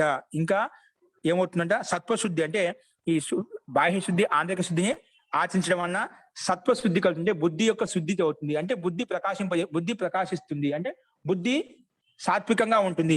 బుద్ధి సాత్వికంగా ఉండటం వల్ల ఏమవుతుంది, సౌమనస్యం కలుగుతుంది. బుద్ధి ఎవరికైతే బాగా పనిచేస్తుందో అతని యొక్క మనసు ప్రసన్నంగా ఉంటుంది. అందుకే సౌమనస్యం అంటే మనసుకి ప్రసన్నత కలుగుతుంది. ఎవరికైతే మనసు ప్రసన్నంగా ఉంటుందో ఐకాగ్ర్యం అంటే అతనికి ఏకాగ్రత కలుగుతుంది. మనసు ప్రసన్నంగా ఉండే వ్యక్తి, సంతోషంగా ఉండే వ్యక్తి ఏ పనిలో కావాలంటే ఆ పనిలో ఆ మనసును ఏకాగ్రం చేయగలుగుతాడు. కాబట్టి ఏకాగ్రత కలుగుతుంది. ఏకాగ్రత కలిగిన వ్యక్తి ఏం చేస్తాడు, ఇంద్రియాలను జయించుకోగలుగుతాడు. ఏ విషయంలో కావాలో ఆ విషయాన్ని ఏకాగ్రతతో చేయగలుగుతున్నా అనుకోండి, ఇంద్రియాలను కూడా తన వశంలో ఉన్నాయి. కాబట్టి ఇంద్రియ జయం కలుగుతుంది. ఇంద్రియ జయం కలిగినటువంటి వ్యక్తి, ఇంద్రియాలను జయించినటువంటి వ్యక్తి, ఇంద్రియమును జయించినటువంటి వ్యక్తి ఎవరైతే ఉన్నదో ఆత్మదర్శన యోగ్యత్వాన్ని, ఇంకా ఆత్మను కూడా దర్శించుకోవడానికి యోగ్యత అతనిలో కలుగుతుంది. ఆత్మ పరమాత్మ విషయాలు, ఇంకా సూక్ష్మ విషయాలు ఏవైతే ఉన్నాయో వాటిని దర్శించుకోవాలనే యోగ్యత కూడా అతనిలో కలుగుతుంది. కాబట్టి ముఖ్యంగా మనం ఆ ఇంద్రియాలను జయించుకున్నప్పుడే ఆత్మను పొందేటువంటి, అర్థం చేసుకునేటువంటి శక్తి, సామర్థ్యం, యోగ్యత మనలో కలుగుతుంది. ఇది బాహ్య శుద్ధి, ఆంతరిక శుద్ధి మనం అభ్యసించడం వల్ల, ఆచరించడం వల్ల కలిగేటువంటి ఉపలబ్ధి చెప్పుకున్నాం. మరి సంతోషాన్ని ఆచరించడం వల్ల ఎటువంటి ఉపలబ్ధి కలుగుతుంది అంటే సంతోష అనుత్తమ సుఖలాభ. సంతోషం ఉన్న దాంట్లో మనం పూర్ణ పురుషార్థం చేసిన తర్వాత ఎంతైతే ఉపలబ్ధి కలుగుతుందో, ఎంతైతే లాభం కలుగుతుందో దాంతో సంతోషంగా ఉండాలి. లేని దానికోసం ఎప్పుడు ఆడకూడదు. భగవంతుడు మనకి ఎంత ఇవ్వాలనో జాతి, ఆయు, భోగ రూపాన్ని ఇచ్చేశాడు. దాని గురించి మన దాంట్లో బాధపడేందుకు. పరమాత్మ మనకి ఏ స్వరూపం ఇచ్చినా, అది శరీరం యొక్క స్వరూపం కావచ్చు, ధన స్వరూపం కావచ్చు, మన ఐశ్వర్యం కావచ్చు, ఏది ఇచ్చినా మనం దాన్ని సంతోషపడాలి. మనలో ఏదైతే మన కర్మాశయం ఉందో దానికి అనుసారంగా న్యాయపూర్వకంగా మనకు పరమాత్మ ఇచ్చాడు. మనకు ఉండేది మనకి ఇచ్చాడు. పరమాత్మ లేనిది ఎవరు ఎక్కువ ఏడు తక్కువ ఏడు. పరమాత్మ అందరికీ న్యాయం చేశాం. మనము ఏదైతే గత జన్మలో చేసిన పాపకర్మాసం పుణ్యకర్మాసం ఏదైతే ఉందో దానికి అనుగుణంగానే న్యాయబద్ధంగా మనకి ఇచ్చాడు. న్యాయబద్ధంగా ఇచ్చినప్పుడు దాన్ని సాహస్యంగా స్వీకరించాలి. దాని గురించి మనం ఏడ్చి బాధపడో లేదో మనసులో ఏదో బాధపడుతూ ఎక్కువ సమయం వ్యక్తం చేసుకొని దాన్ని కాలక్షేపం చేసుకోకూడదు. కాబట్టి ఇది ఏదైతే మనకు పుణ్యకర్మాసం ఉండి లేదు కాబట్టి ఆ పుణ్యకర్మాసం ఇప్పుడు మనం తెలుసుకుని పెంచుకుంటూ పోవడం వల్ల మనకు కూడా ఒక మంచి స్థితి కలుగుతుంది. మనకు అలాంటి యోగ్యత కూడా కలుగుతుంది. కాబట్టి మనం ఉన్నదాంట్లో సంతోషపడాలి. పూర్ణ పురుషార్థం చేసిన తర్వాత సంతోషంగా ఉండాలండి. ప్రయత్నం చేయకుండా నాకు ఏం లేదని చెప్పి ఖాళీగా ఉంటేనా అది మనకు సోమరితనం వస్తుంది, ఆలస్య ప్రమాదంతో కూడుకొని ఉంటుంది. కాబట్టి మనం ఎప్పుడు ఏ స్థితిలో ఉన్న పూర్ణ పురుషార్థం చేసిన తర్వాతనే వచ్చే ఫలితం సంతోషంగా ఉండాలి. కాబట్టి పురుషార్థం చేయకుండా ప్రయత్నం చేయకుండా ఏది కూడా ఫలితాన్ని ఆశించకూడదు. జీవితంలో గుర్తుపెట్టుకుని ఏది కూడా ఫ్రీగా రాదు, ఏది ఉచితంగా రాదు. ఏం చేసినా వాళ్ళ కర్మలకు ఫలితమే వస్తుంది. మనం ఇక్కడ ఏం తింటున్నా ఏం చేస్తున్నా ఏది అనుభవిస్తున్నా ప్రతిదీ కూడా మనం చేసిన కర్మలను బట్టి మనం చేసిన పుణ్యకర్మాశం బట్టే మనకు ఆ సుఖమే మనం అనుభవిస్తున్నాము. కాబట్టి ఎవరికి ఏది ఫ్రీగా రావడం లేదు. కాబట్టి ఏదైనా ప్రయత్నపూర్వకం కర్మ చేసి మనం అది తీసుకోవడానికి ప్రయత్నం చేయండి. కర్మ చేయకుండా మనకి ఏది రాదు. కర్మ చేస్తేనే అది మనం ఇప్పుడు లౌకికంగా మనం ఏదైనా ఒక వృత్తి చేస్తున్నా మనకి డబ్బు సంపాదించుకోవడం, ఏదో చేయకుంటే అదో మనకు డబ్బు ఉండదు, ఆ రోజు మనకు వేతనం ఉండదు అన్నమాట. కాబట్టి అట్లా ఇది కూడా మనం చేసిన పుణ్య కర్మాలను బట్టి మన కర్మాశయం సుఖం అనేది పెరుగుతూ ఉంటుంది. కాబట్టి మన మీద డిపెండ్ అయి ఉంది. కాబట్టి మనం ఎల్లప్పుడూ కర్మలు చేస్తూనే ఉండాలి. అందుకే 100 ఏళ్ళు కూడా మనం కర్మలు చేసుకుంటూ బతకాలని చెప్పి జీవించాలని చెప్పి వేద మంత్రం చెప్తుంది. కాబట్టి మనం ఎప్పుడు చేసినా కర్మలు చేసుకుంటూనే మనం ఉండాలి. తర్వాత ఇంకా ధార్మిక అనుష్ఠానాలు చేసుకుంటూ ఉండడం సుఖాన్ని కూడా మనం పెంచుకోవచ్చు. అలా ఉండటం వల్ల మనకి ఏమవుతుంది, అలా సంతోషం ఉన్నంతలో సంతోషంగా ఉండటం వల్ల మనకు అనుత్తమైన సుఖలాభం కలుగుతుంది. కాబట్టి డబ్బు ఉంటేనే మన సుఖం వస్తుంది. కానీ డబ్బు లేకపోయినా ఉన్నంత సంతోషపడిన జ్ఞానపూర్వకంగా మనము దాన్ని అర్థం చేసుకుని ఉన్నంత సంతోషంగా ఉన్నామంటే అనుత్తమ సుఖలాభ, ఉత్తమైన సుఖము దానికంటే ఉత్తమైన ఏ సుఖం ఉండదు అని చెప్పుకున్నాం ఇక్కడ. తర్వాత తపస్సు చేయడం వల్ల ఎటువంటి సిద్ధి కలుగుతుంది అంటే కాయేంద్రియ సిద్ధి అశుద్ధి క్షయ తపసః. కాయేంద్రియ సిద్ధి అశుద్ధి క్షయ తపసః. తపసః అశుద్ధి క్షయ. తపస్సు చేయడం వల్ల అశుద్ధికి నాశనం అవుతుంది. ఇంకేం కలుగుతుంది, కాయ శుద్ధి కలుగుతుంది. అంటే కాయ అంటే శరీరం యొక్క గతివిధి మొత్తం, పంచ ప్రాణాలు ఏవైతే ఉన్నాయో వాటి యొక్క శుద్ధి మొత్తం తెలుస్తుంది. ప్రాణము, అపానము, వ్యానము, ఉదానము, సమానం, ముఖ్య 5 ప్రాణాలు ఉన్నాయి. 5 ప్రాణాలు అంతర్గతంలో ఇంకా 5 ప్రాణాలు ఉన్నాయి. ఇవి శరీరం యొక్క సంరచన మొత్తం మనకు అర్థమవుతుంది, ఆ సిద్ధి కలుగుతుంది. ఇంకా ఇంద్రియ సిద్ధి అంటే మన పంచ జ్ఞానేంద్రియాలు పంచ కర్మేంద్రియాలు ఏవైతే ఉన్నాయో, పంచ జ్ఞానేంద్రియాలు ఏవైతే ఉన్నాయో వాటి యొక్క శక్తి సామర్థ్యం కూడా పెరుగుతుంది. అంటే దూరంగా ఉన్నటువంటి శబ్దం అయితే అది కూడా వినగలుగుతాడు, దూరంగా ఉండే వస్తువుని చూడగలుగుతాడు. ఇంకా అన్ని కూడా పంచ జ్ఞానేంద్రియాలు ఏవైతే ఉన్నాయో వాటి యొక్క శక్తి సామర్థ్యం పెరుగుతుంది. ఆ సిద్ధి కూడా మనకు కలుగుతుంది తపస్సు చేయడం వల్ల. ఇంకా మరి స్వాధ్యాయం చేయడం ఎటువంటి ఫలితం కలుగుతుంది అంటే స్వాధ్యాయాత్ ఇష్ట దేవతా సంప్రయోగ. స్వాధ్యాయం చేయడం వల్ల ఇష్ట దేవతల యొక్క సంప్రయోగం కలుగుతుంది. అంటే ఇష్ట దేవతలు సిద్ధ పురుషులు కావచ్చు, గురువులు కావచ్చు, అధ్యాపకులు కావచ్చు, ఇంకేదైనా జ్ఞానవంతులు ఏదైనా కావచ్చు, వాళ్ళ యొక్క దర్శన భాగ్యం కలుగుతుంది. వాళ్ళు ఏదో ఒక రూపంలో మన సత్య సంకల్పం ఉంటే చాలండి, వాళ్ళే మన దగ్గరికి వచ్చేస్తారు. ఎందుకంటే ఈ ముక్తాత్మలు ఈ ప్రపంచ ఈ బ్రహ్మాండాలు తిరుగుతూ ఉన్నదన్నమాట. వాళ్ళకి శరీరం లేకుండా కేవలం స్వరూపం తిరుగుతూ ఉన్నది. వాళ్ళకి తెలుసు ఎక్కడ ఏ ఆత్మ సత్సంకల్పంతో ప్రయత్నం చేస్తూ ఉందని చెప్పి. కాబట్టి అలా నిరంతరంగా స్వాధ్యాయం చేసుకోవడం వల్ల ఇష్టదేవత రమంతే, ఇష్టదేవతలతో రమించిపోతారు. మీ దగ్గరికి వచ్చేసి నీకు ఒక మార్గదర్శనాన్ని చూపిస్తారు, నీకు సహాయపడతారు, నీలో ప్రేరేపిస్తారు, ఇలా చేయాలి, ఈ విధంగా చేయాలని చెప్పి. నేను చెప్తూ ఉంటాను, యోగాభ్యాసం చేయడం వలన యోగే యోగస్య ఉపాధ్యాయ. మనం యోగం చేయడం మొదలు పెట్టామంటే యోగమే ఒక ఉపాధ్యాయుడు లెక్క మన మనసును మారుస్తూ ముందుకు తీసుకెళ్తూ ఉంటుంది. కాబట్టి అలాగే మన స్వాధ్యాయం చేయడం వలన ఇష్ట దేవతల యొక్క సంప్రయోగం కలుగుతుంది. అంటే వారి యొక్క సాన్నిధ్యం కలుగుతుంది. వారి వచ్చి మనకు మార్గదర్శనం చూపిస్తారు, మనకు ఎటు వెళ్ళాలో మనకు దారిని చూపిస్తారు. కాబట్టి ఈ సిద్ధి కలుగుతుంది. ఇంకా సమాధి సిద్ధి ఈశ్వర ప్రణిధానాలు. ఈశ్వర ప్రణిధానం చేయడం ఎటువంటి సిద్ధి కలుగుతుందంటే సమాధి సిద్ధి, సమాధి కలుగుతుంది. సమాధి అంటే ఆత్మ సాక్షాత్కారం లేదా పరమాత్మ సాక్షాత్కారం కలుగుతుంది. అంతిమ స్థితి చెప్పారు చూడండి. ఇది ఇలా పాటించడం వలన ఇవన్నీ చేసుకుంటూ పోవడం అనేది సమాధి సిద్ధి కలుగుతుంది. అంటే అది ఈశ్వర ప్రణిధానం చేయడం వల్ల నిరంతరము నువ్వు చేసిన ప్రతి క్రియాకలాపం కూడా పరమపిత పరమాత్మకు సమర్పణ చేయడం వలన ఆ రకంగా మానసిక స్థితి పెట్టుకోవడం వలన మనకు సమాధి సిద్ధి కలుగుతుంది. కాబట్టి సమాధి సిద్ధి ఈశ్వర ప్రణిధానాది, ఈశ్వర ప్రణిధానం వల్ల సమాధి సిద్ధి కలుగుతుందని చెప్పుకున్నాము. అదేవిధంగా నెక్స్ట్ యమ నియమాలు చెప్పుకున్న తర్వాత వాటి యొక్క ఫలితం చెప్పుకున్నాం. యమ నియమాలను ఆచరించడం వలన ఎటువంటి ఉపలబ్ధి కలుగుతుంది. ఇప్పుడు యమ నియమ తర్వాత 3వ అంగం ఆసనం. ఆసనం ఎలా ఉండాలి? స్థిర సుఖం ఆసనం. నీకు ఏదైతే అనుకూలంగా ఉంటుందో ఆసనంలో కూర్చో. ఒకటే అభ్యసించు, ఒకటే అలవాటు చేసుకో. స్థిర సుఖం ఆసనం, సుఖపూర్వకంగా ఉండేదే ఆసనం. అది పద్మాసనం కావచ్చు, స్వస్తికాసనం కావచ్చు, వజ్రాసనం కావచ్చు. నీకు ఏ ఆసనంలో అయితే ఎక్కువసేపు కూర్చోగలుగుతావు ఆ ఆసనాన్ని అభ్యసించు. కాబట్టి స్థిరంగా ఉండాలి. నీకు ఏ ఆసనంలో కూర్చుంటే ఆసనం స్థిరంగా ఉంటే చాలు. ఏది దీంట్లో ఈ వజ్రాసనంలో కూర్చుంటే ఎక్కువ ధ్యానం కలుగుతుంది, పద్మాసనంలో కూర్చుంటే ఎక్కువ కలుగుతుంది, స్వస్తికాసనంలో కూర్చుంటే ఎక్కువ, అలాంటిది ఏం లేదు. నీకు సుఖపూర్వకంగా ఎక్కువ దీర్ఘకాలంలో ఏదైతే కూర్చోగలుగుతావు ఆ ఆసనాన్ని అభ్యసించు. అదాన్ని కొన్ని ఆసనాలు చెప్పుకున్నాం. ఏదో అభ్యాసం చేస్తే దాంట్లో ఎక్కువ సేపు కూర్చోగలుగుతాం. కాబట్టి అది స్థిరంగా ఉండే ఆసనాన్ని స్థిర సుఖవాసనం అంటాము. దాన్ని ఆసనం. ఆ ఆసన సిద్ధి మనకు కలగాలి, ఎక్కువసేపు కూర్చోడానికి ప్రయత్నం చేయాలి. కాబట్టి ఆసనం అంటే స్థిరంగా ఉండేది ఆసనం అని చెప్పుకున్నాము. మరి ఈ ఆసనం వల్ల ఎటువంటి స్థితి కలుగుతుంది అంటే ఎటువంటి ఉపలబ్ధి కలుగుతుంది? ప్రయత్న శైథిల్య అనంత సమాపత్తిభ్యాం. ప్రయత్న శైథిల్య అనంత సమాపత్తిభ్యాం. ఇప్పుడు ఈ ఆసనంలో కూర్చొని, ఏదో ఒక ఆసనంలో కూర్చొని ప్రయత్న శైథిల్య అంటే ప్రయత్నం శైథిల్యం చేయడం అంటే వదిలేయడం వల్ల, అంటే శరీరంలో కూర్చున్నాక, ఆసనంలో కూర్చున్నాక చేతులు, కాళ్ళు, తల ఏవి కలిగించకూడదు. శైథిల్యం అంటే వదిలేయాలి, పూర్తిగా స్థిరంగా ఉంచేయాలి. ప్రయత్న ఎటువంటి ప్రయత్నాలు చేష్టలు చేయకూడదు. ప్రయత్న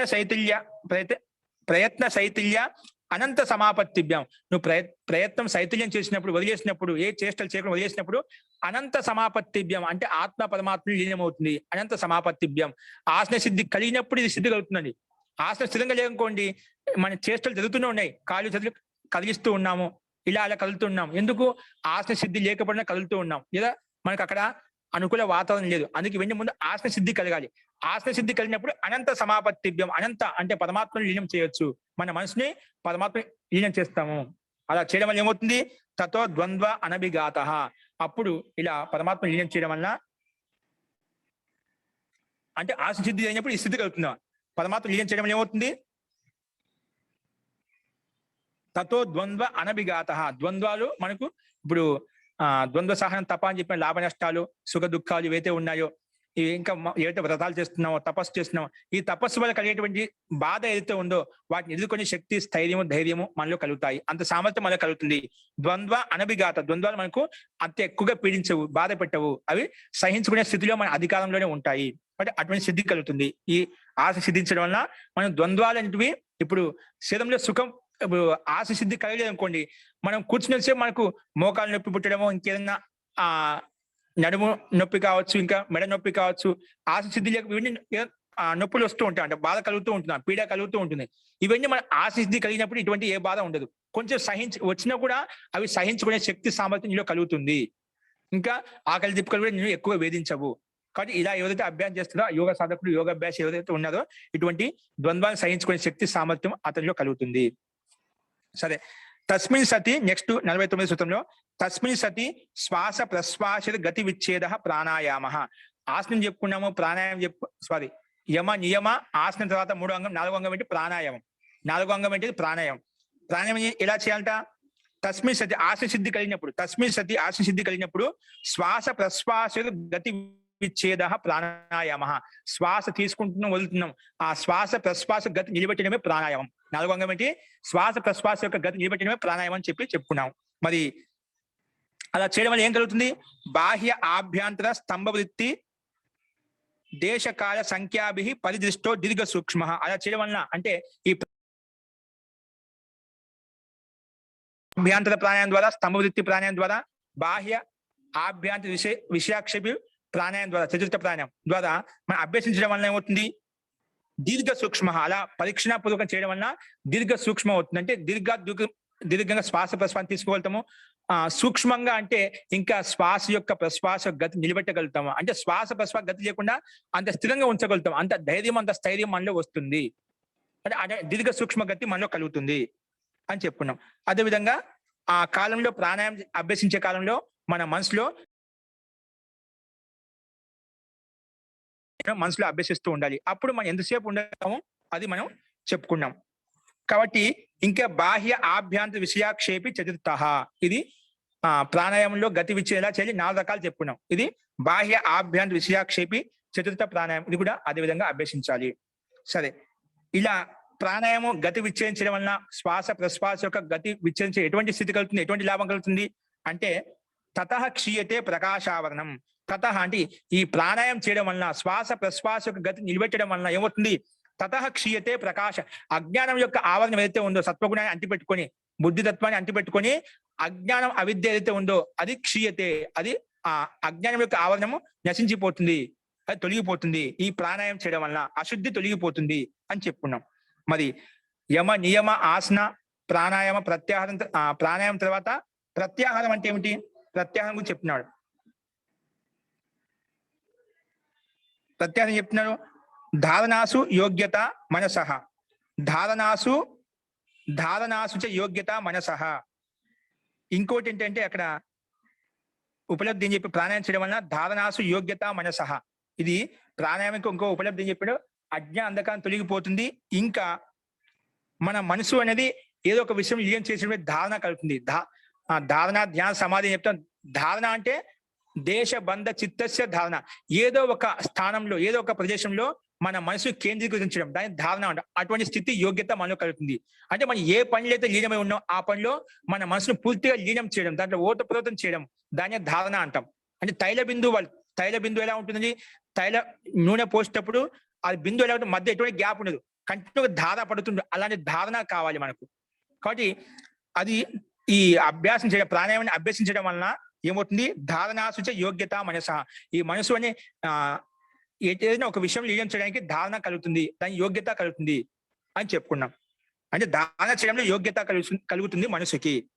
మరి ప్రత్యాహారం అంటే ఏమిటి, ప్రత్యాహారం 5వ చెప్తున్నది ఇక్కడ, స్వ విషయ అసంప్రయోగే చిత్తస్య స్వరూపానుకార ఇవ ఇంద్రియానం ప్రత్యాహారః. స్వ విషయ అసంప్రయోగే, ఏటి ఇంద్రియ విషయాలు ఏవైతే ఉన్నాయో వాటి పట్ల సంయోగం లేకుండా చిత్తం ఏ విధంగా చిత్త స్వరూప ఇవ, చిత్తం తనలో తాను లీనమై ఉంటుందో అలాగా ఇంద్రియాలను తనలో తాను లీనం చేయడాన్నే ప్రత్యాహారం అంటాము.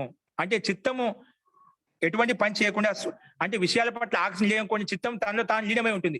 చిత్తం ఏ విధంగా తనలో తాను లీనమై ఉంటుందో అప్పుడు ఇంద్రియాలు కూడా తనలో తాను లీనమై ఉంటాయి. అంటే విషయాల పట్ల ఆకర్షణకు లోను కావు. దాన్ని ప్రత్యాహారం అంటాం. అంటే ఇంద్రియాలు తన ఆధీనంలో ఉంటాయి.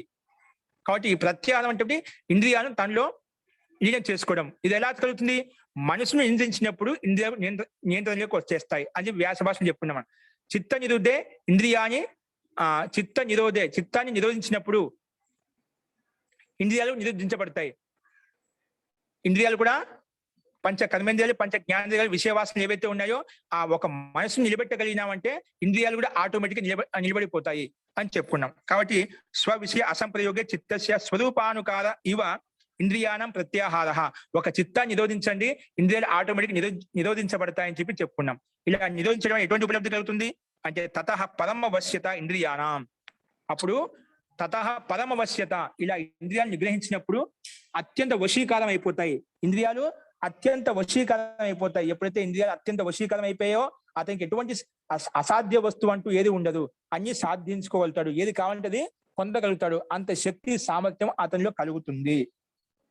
కాబట్టి ఈ ప్రత్యాహారం ఇంద్రియాలను గమనించడం వలన మనకి ఏమవుతుంది, తతః పరమ వశ్యత ఇంద్రియానం, అత్యంత వశ్యత కలుగుతుంది. అంటే ఇంద్రియాలు మనసు తన ఆధీనంలో ఉంటాయి కాబట్టి ఏది కావాలంటే ఎక్కడ మనసు లీనం చేయాలంటే అక్కడ లీనం చేయగలుగుతాడు. అంత యోగ్యత శక్తి అతనిలో కలుగుతుంది. కాబట్టి అత్యంత వశీకారం అవుతుంది, ఇంద్రియానం వశ్యత కలుగుతుంది. అత్యంత వశీకారంలోకి వచ్చేస్తాయి ఇంద్రియాలు, మన ఆధీనంలో ఉంటాయి అని చెప్పుకున్నాము. కాబట్టి ఇది మనకు ఈ 5 రకాల అంగాలు చెప్పుకున్నప్పుడు యమ నియమ ఆసన ప్రాణాయామ ప్రత్యాహారం చెప్పుకున్నాం. నెక్స్ట్ ధారణ ధ్యాన సమాధి అనేది నెక్స్ట్ 3వ పాదంలో మనకు చెప్పారు. ఇవి ఇంతవరకు చెప్పింది సాధన పదం 5 బహిరంగ సాధనలు. ఇవన్నీ శరీరం ద్వారా చేసేటువంటి బహిరంగ సాధనములు. నెక్స్ట్ లోపల మన మనసులో చేసేటువంటి అంతరంగ సాధనములు ధారణ ధ్యాన సమాధి అనేది నెక్స్ట్ రేపు నుంచి తృతీయ పాదం విభూతి పాదంలో మనం చెప్పుకున్నామండి. ఇక్కడ వీటి వల్ల ఎటువంటి ఉపలబ్ధి కలుగుతాయి, ఇప్పుడు మనం 5 అంగాలను ఈ 3 అంగాలను మొత్తం విధంగా ఆచరించడం ఎటువంటి ఉపలబ్ధి కలుగుతాయని చెప్పి మనకు విభూతి పాదలో సిద్ధి విషయం అంతా, సిద్ధి ప్రకరణం అంతా కూడా ఈ 3వ పాదంలో ఉంది. అస్తు ఈ రకంగా ద్వితీయ పాదంలో ఉన్నటువంటి మనకు 5 అంగాలను ఇంకా ఒక సామాన్య వ్యక్తి యోగాభ్యాసం ఎలా చేయాలనే విషయాలను కొన్ని ముఖ్యమైన బిందువులు మనం ఇప్పుడు సంక్షేపంగా చూసాము. ఈ రకంగా ద్వితీయ సాధనా పాదం ఇక్కడితో పూర్తిగా కంప్లీట్ అయిపోయింది. ఇంకెవరికైనా సందేహాలు ఉంటే మనం తర్వాత చూద్దామండి. అస్తు. ఇప్పుడు 5 అంగాల తర్వాత నెక్స్ట్ మిగిలిన 3 అంగాలు విభూతి పాదం చెప్పుకుందాం. అస్తు. మంత్రపాఠ. ఓం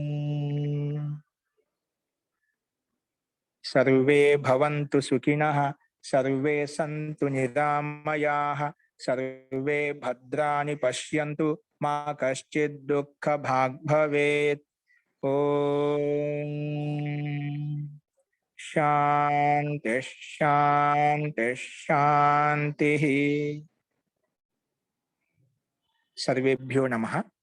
అందరికీ నమస్కారం అండి. ధన్యవాదాలు మహోదయ. ధన్యవాదాలు జీ. మహోదయ గారు. ధన్యవాదాలు మహోదయ. ఓం నమస్తే. ధన్యవాదాలు. నమస్తే. ధన్యవాదాలు మహోదయ. నమో నమః మహోదయ. ధన్యవాదాలు.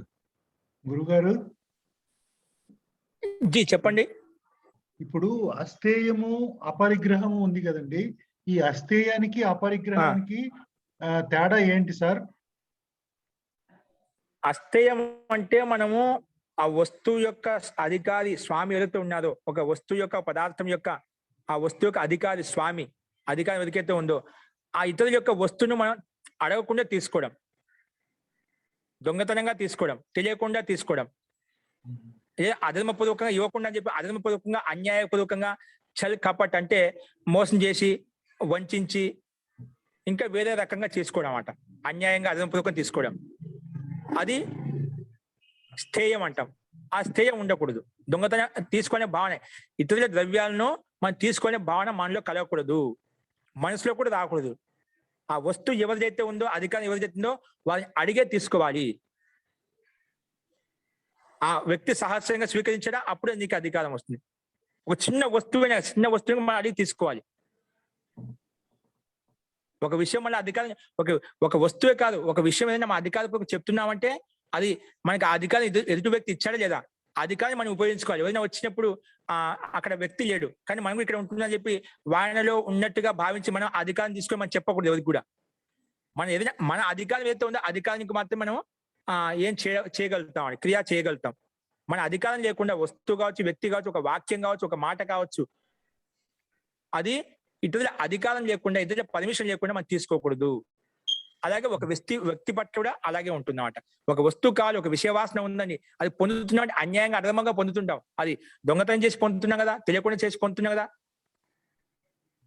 అట్లా ఇటువంటివన్నీ ఏవి చేయకూడదు. అలా చేసినప్పుడే మనకు ఐశ్వర్యం కలుగుతుంది. అపరిగ్రహం అంటావా, అపరిగ్రహం న్యాయపూర్వకంగా ఉంటుంది, ధర్మపూర్వకంగా ఉంటుంది. కానీ విషయ పట్ల ఎవరు తీసుకోవడం లేదు నువ్వు, కానీ నువ్వు ఎక్కువ ఆర్జించుకుంటున్నావట, ఎక్కువ సంపాదించుకుంటున్నావట, పరిగ్రహం చేసుకుంటున్నావు, అనుభవించడం లేదు, అది దానం చేయడం లేదు, ఖర్చు చేయడం లేదు, కానీ పరిగ్రహం చేసుకుంటున్నావు, న్యాయపూర్వకంగా సంపాదించుకుంటున్నావు. అన్ని అక్కడ ఏదో మోసం చేసి తీసుకోలేదు, ధర్మపూర్వకంగా ఉన్నాయి, కానీ ఎక్కువ పరిగ్రహం చేసుకున్నావు. పరిగ్రహం చేసుకున్న ఆ వస్తువు పట్ల, ఆ వ్యక్తి పట్ల ఆకర్షణ పెరుగుతుంది. అప్పుడు ఆ వస్తువు శాశ్వతంగా ఉండదుగా, ఆ వియోగం చెందినప్పుడు దుఃఖం కలుగుతుంది. ఎల్లప్పుడూ మనం ఎంత డబ్బు సంపాదించాం వెంట పెట్టుకోం కదా, తీసుకెళ్ళాం. అత్యంత ఆసక్తి కలగడం వల్ల, పరిగ్రహ వృత్తి కలగడం వల్ల మనకు దాని పట్ల రాగం ఏర్పడుతుంది. రాగం ఏర్పడినప్పుడు మనకు ఏమవుతుందంటే అది యోగాభ్యాసంలో మనకు ఇబ్బంది కలిగిస్తుంది. కాబట్టి అపరిమితంగా ఆర్జించడం కానీ, దురాశతోటి చేయడం కానీ అలా వస్తుంది. ఇప్పుడు పరిగ్రహపురం అనేది నువ్వు ధర్మపూర్వకంగా సంపాదించుకో. ఎక్కువ సంపాదించుకునే దాని వల్ల నీకు అన్ని భయాలు ఏర్పడతాయి. ఇప్పుడు సంపాదించుకునే డబ్బు సంపాదించాం, అది డబ్బు సంపాదించాలని సురక్షితంగా పెట్టుకోవడం అది ఒక భయంగా ఉంటుంది. ఎక్కడ పెట్టాలి, ఏ రకంగా పెట్టాలి, ఏ బ్యాంకులో పెట్టాలి, ఎక్కువ డబ్బు ఉంది సరే పెట్టుకున్న తర్వాత కూడా 10 మంది తెలిసింది ఇతని దగ్గర డబ్బు ఎక్కువ ఉంది, అది మళ్ళీ ఒక భయానికి లోనవుతుంది. ఏమైనా వచ్చి చంపుతాడేమో, ఏమైనా చేస్తాడేమో, తీసుకెళ్తాడేమో, ఒక భయం ఉంటుంది. భయంకరమైన టెన్షన్. తీసుకోలేదు, నీదే న్యాయబద్ధంగా సంపాదించుకున్నావు, ఒక భయం. కానీ ఎదుటి వానికి అది తెలియదు కదా, వానికి స్వార్థ బుద్ధితో ఉన్నాడు, వాడు ఆపదలో ఉన్నాడు, లేదంటే ఇంకేదైనా కష్టంలో ఉన్నాడు, అన్యాయంగా సంపాదించడం వానికి వృత్తి, పక్క వాడికి, వాడు నిన్ను ఏమైనా చేసి తీసుకోగలుగుతాడు అన్నమాట. ఒక భయం ఉంటుందా? సంపాదించింది దాన్ని రక్షించడంలో బాధ, రక్షించింది ఉంటుందా పోతుందా అది మళ్ళీ బాధ. అది ఒక భయం ఏర్పడుతూ ఉంటుంది. ఇంట్లో ఉన్నంతసేపు మనకు భయమే కలుగుతూ ఉంటుంది అన్నమాట. అవునండి, నిద్ర పట్టదు, అప్రమితమైన టెన్షన్. అందుకే ఇప్పుడు సీమితంగా ఉన్ననుకోండి, ఎక్కడ కూర్చున్నా, ఎక్కడ పోయినా నాకు ఏ ఇబ్బంది లేదు. ఇప్పుడు చేతున్న బంగారు వేసుకొని పోతున్నాం, అక్కడ ఒంటరి కనిపిస్తే ఎవరైనా తీసుకునే భయం. ఆ సొమ్ము పోతే పోయింది, ప్రాణం కూడా పోతుంది మనకు, అది ఒక పెద్ద భయం. బంగారు పోతే పోయింది, డబ్బు పోతే పోయింది, ప్రాణం ఎక్కడ తీస్తానే. ఎందుకంటే మన ఆసక్తి పెరిగింది అనుకోండి, అది మనం వదులుకోమాట. దాన్ని కాపాడడం కోసం మనం ప్రాణం లెక్క పెట్టేస్తాం. వాడు ఆ వస్తువుని తీసుకోవడం నీ ప్రాణం తీయాలని తీసేస్తాడు. కాబట్టి ఆ భయం ఉంటుంది అన్నమాట. పరిగ్రహంలో వృత్తి ఎక్కువ సంపాదించుకోవడం ఏమవుతుందంటే దాన్ని రక్షించుకోవడంలో, దాన్ని కూడబెట్టుకోవడంలో, దాన్ని ఎలా మళ్ళీ పంచిపెట్టాలి. నువ్వు ఎలకాలం ఉండవు కదా, స్థిర అవస్థ అయిపోతుంది. ఇప్పుడు చాలా మందికి మఠాధీశులకు ఇవేంటి ఉంటాయి కదా, గుళ్ళు గోపురాలు ఉంటాయి కదా, చాలా మంది మఠాధీశులు అవుతారు, డబ్బు బాగా సంపాదిస్తారు. అక్కడికి మళ్ళీ యోగ్యమైన శిష్యుడు దొరకడం అన్నమాట. దొరకపోతే ఏమవుతుంది, అది ఎక్కడ ఇవ్వాలి, ఎవరికి ఇవ్వాలి, ఒక టెన్షన్, ఒక బాధ, అన్ని వదులుకున్న సన్యాసే. అలా గృహస్థ జీవనం కూడా అన్ని సంపాదించుకున్న యోగ్యమైన కొడుకు పుత్రుడు లేడు, ఎవరికి ఇవ్వాలి, పక్కన వాడికి ఇవ్వలేను, వాడు సేవ చేస్తాడో తెలియదు, అయినా మనకు సొంత వాళ్ళకి ఇచ్చినంత పక్కవాడికి ఇవ్వలేము మనం. అది ఏం చేయాలి, పక్కవాడు తీసుకుంటాడు, మనం తినలేము, చేయలేము, అదొక బాధ. మళ్ళీ ఇన్నాళ్ళు కష్టపడి సంపాదించాం కదా, ఎట్లా వదులుకోవంటే దాన్ని వదులుకోలేం కదా, మనసులో ఒక బాధ అయితే ఉంటుంది.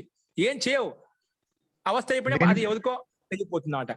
అందుకే ఉన్నత దాన ధర్మాలు చేసేసి దాన్ని ఉపయోగించుకుంటే అది 10 మందికి ఉపయోగపడుతుంది. లేదా నువ్వు అనుభవించు, లేదా 10 మంది మంచి శుభకార్యాలకి అందచేయడం వల్ల 10 మందికి లాభం కలుగుతుంది. అది నీకు పుణ్యకర్మాశం పెంచుతుంది అన్నమాట. నెక్స్ట్ వచ్చే జన్మలో కూడా నీకు అటువంటి ఐశ్వర్యం భగవంతుడు మంచి ప్రసాదిస్తాడు అన్నమాట. అటువంటి కుటుంబంలోకి పంపిస్తాడు. లేకపోతే లేనిపోయిన అవస్థ కలుగుతుందండి. కరెక్ట్. అది ఎక్కువ పరిగ్రహం ఉంటే దాన్ని రక్షించడం ఇబ్బందిగా ఉంటుంది, మెయింటైన్ చేయడం కష్టం అవుతుంది అన్నమాట. అట్లా ఇప్పుడు ఏం లేకుండా ఎక్కడ ఉన్నా ఇబ్బంది లేకుండా ఉంటుంది. ధన్యవాదాలు సార్. జీ. కాబట్టి అది అస్థేయం అనేది దొంగతనం ఒక అన్యాయంగా అధర్మంగా తీసుకుంటూ ఉంటాం. అది స్వార్థం కోసం ఏమేం చేయగలుగుతాం అంట. ఇది దొంగతనం, ఇదేమో దురాశ. ఇది దురాశ, ఎక్కువ అత్యాశ. ఒకసారి ఏమవుతుంది, ఆ అత్యాశ కోసం రక్షించడం కోసం ఇంకా తప్పులు కూడా చేసేస్తాం. వాళ్ళు చెప్తే అవసరమైతే స్వార్థం కోసం తీసుకువెళ్తున్నా అంటే అన్యాయం కూడా చేస్తాం, అధర్మం కూడా చేస్తాం, హింస కూడా చేస్తాం కాపాడడం కోసం. అవన్నీ పరిగ్రహం ఎక్కువ చేసుకోవడం అటువంటి మనకు భయం కలుగుతుందన్నమాట. దాన్ని రక్షించుకోవడం కోసం హింస కూడా చేయాల్సి వస్తుందన్నమాట. తప్పదు ఇంకా.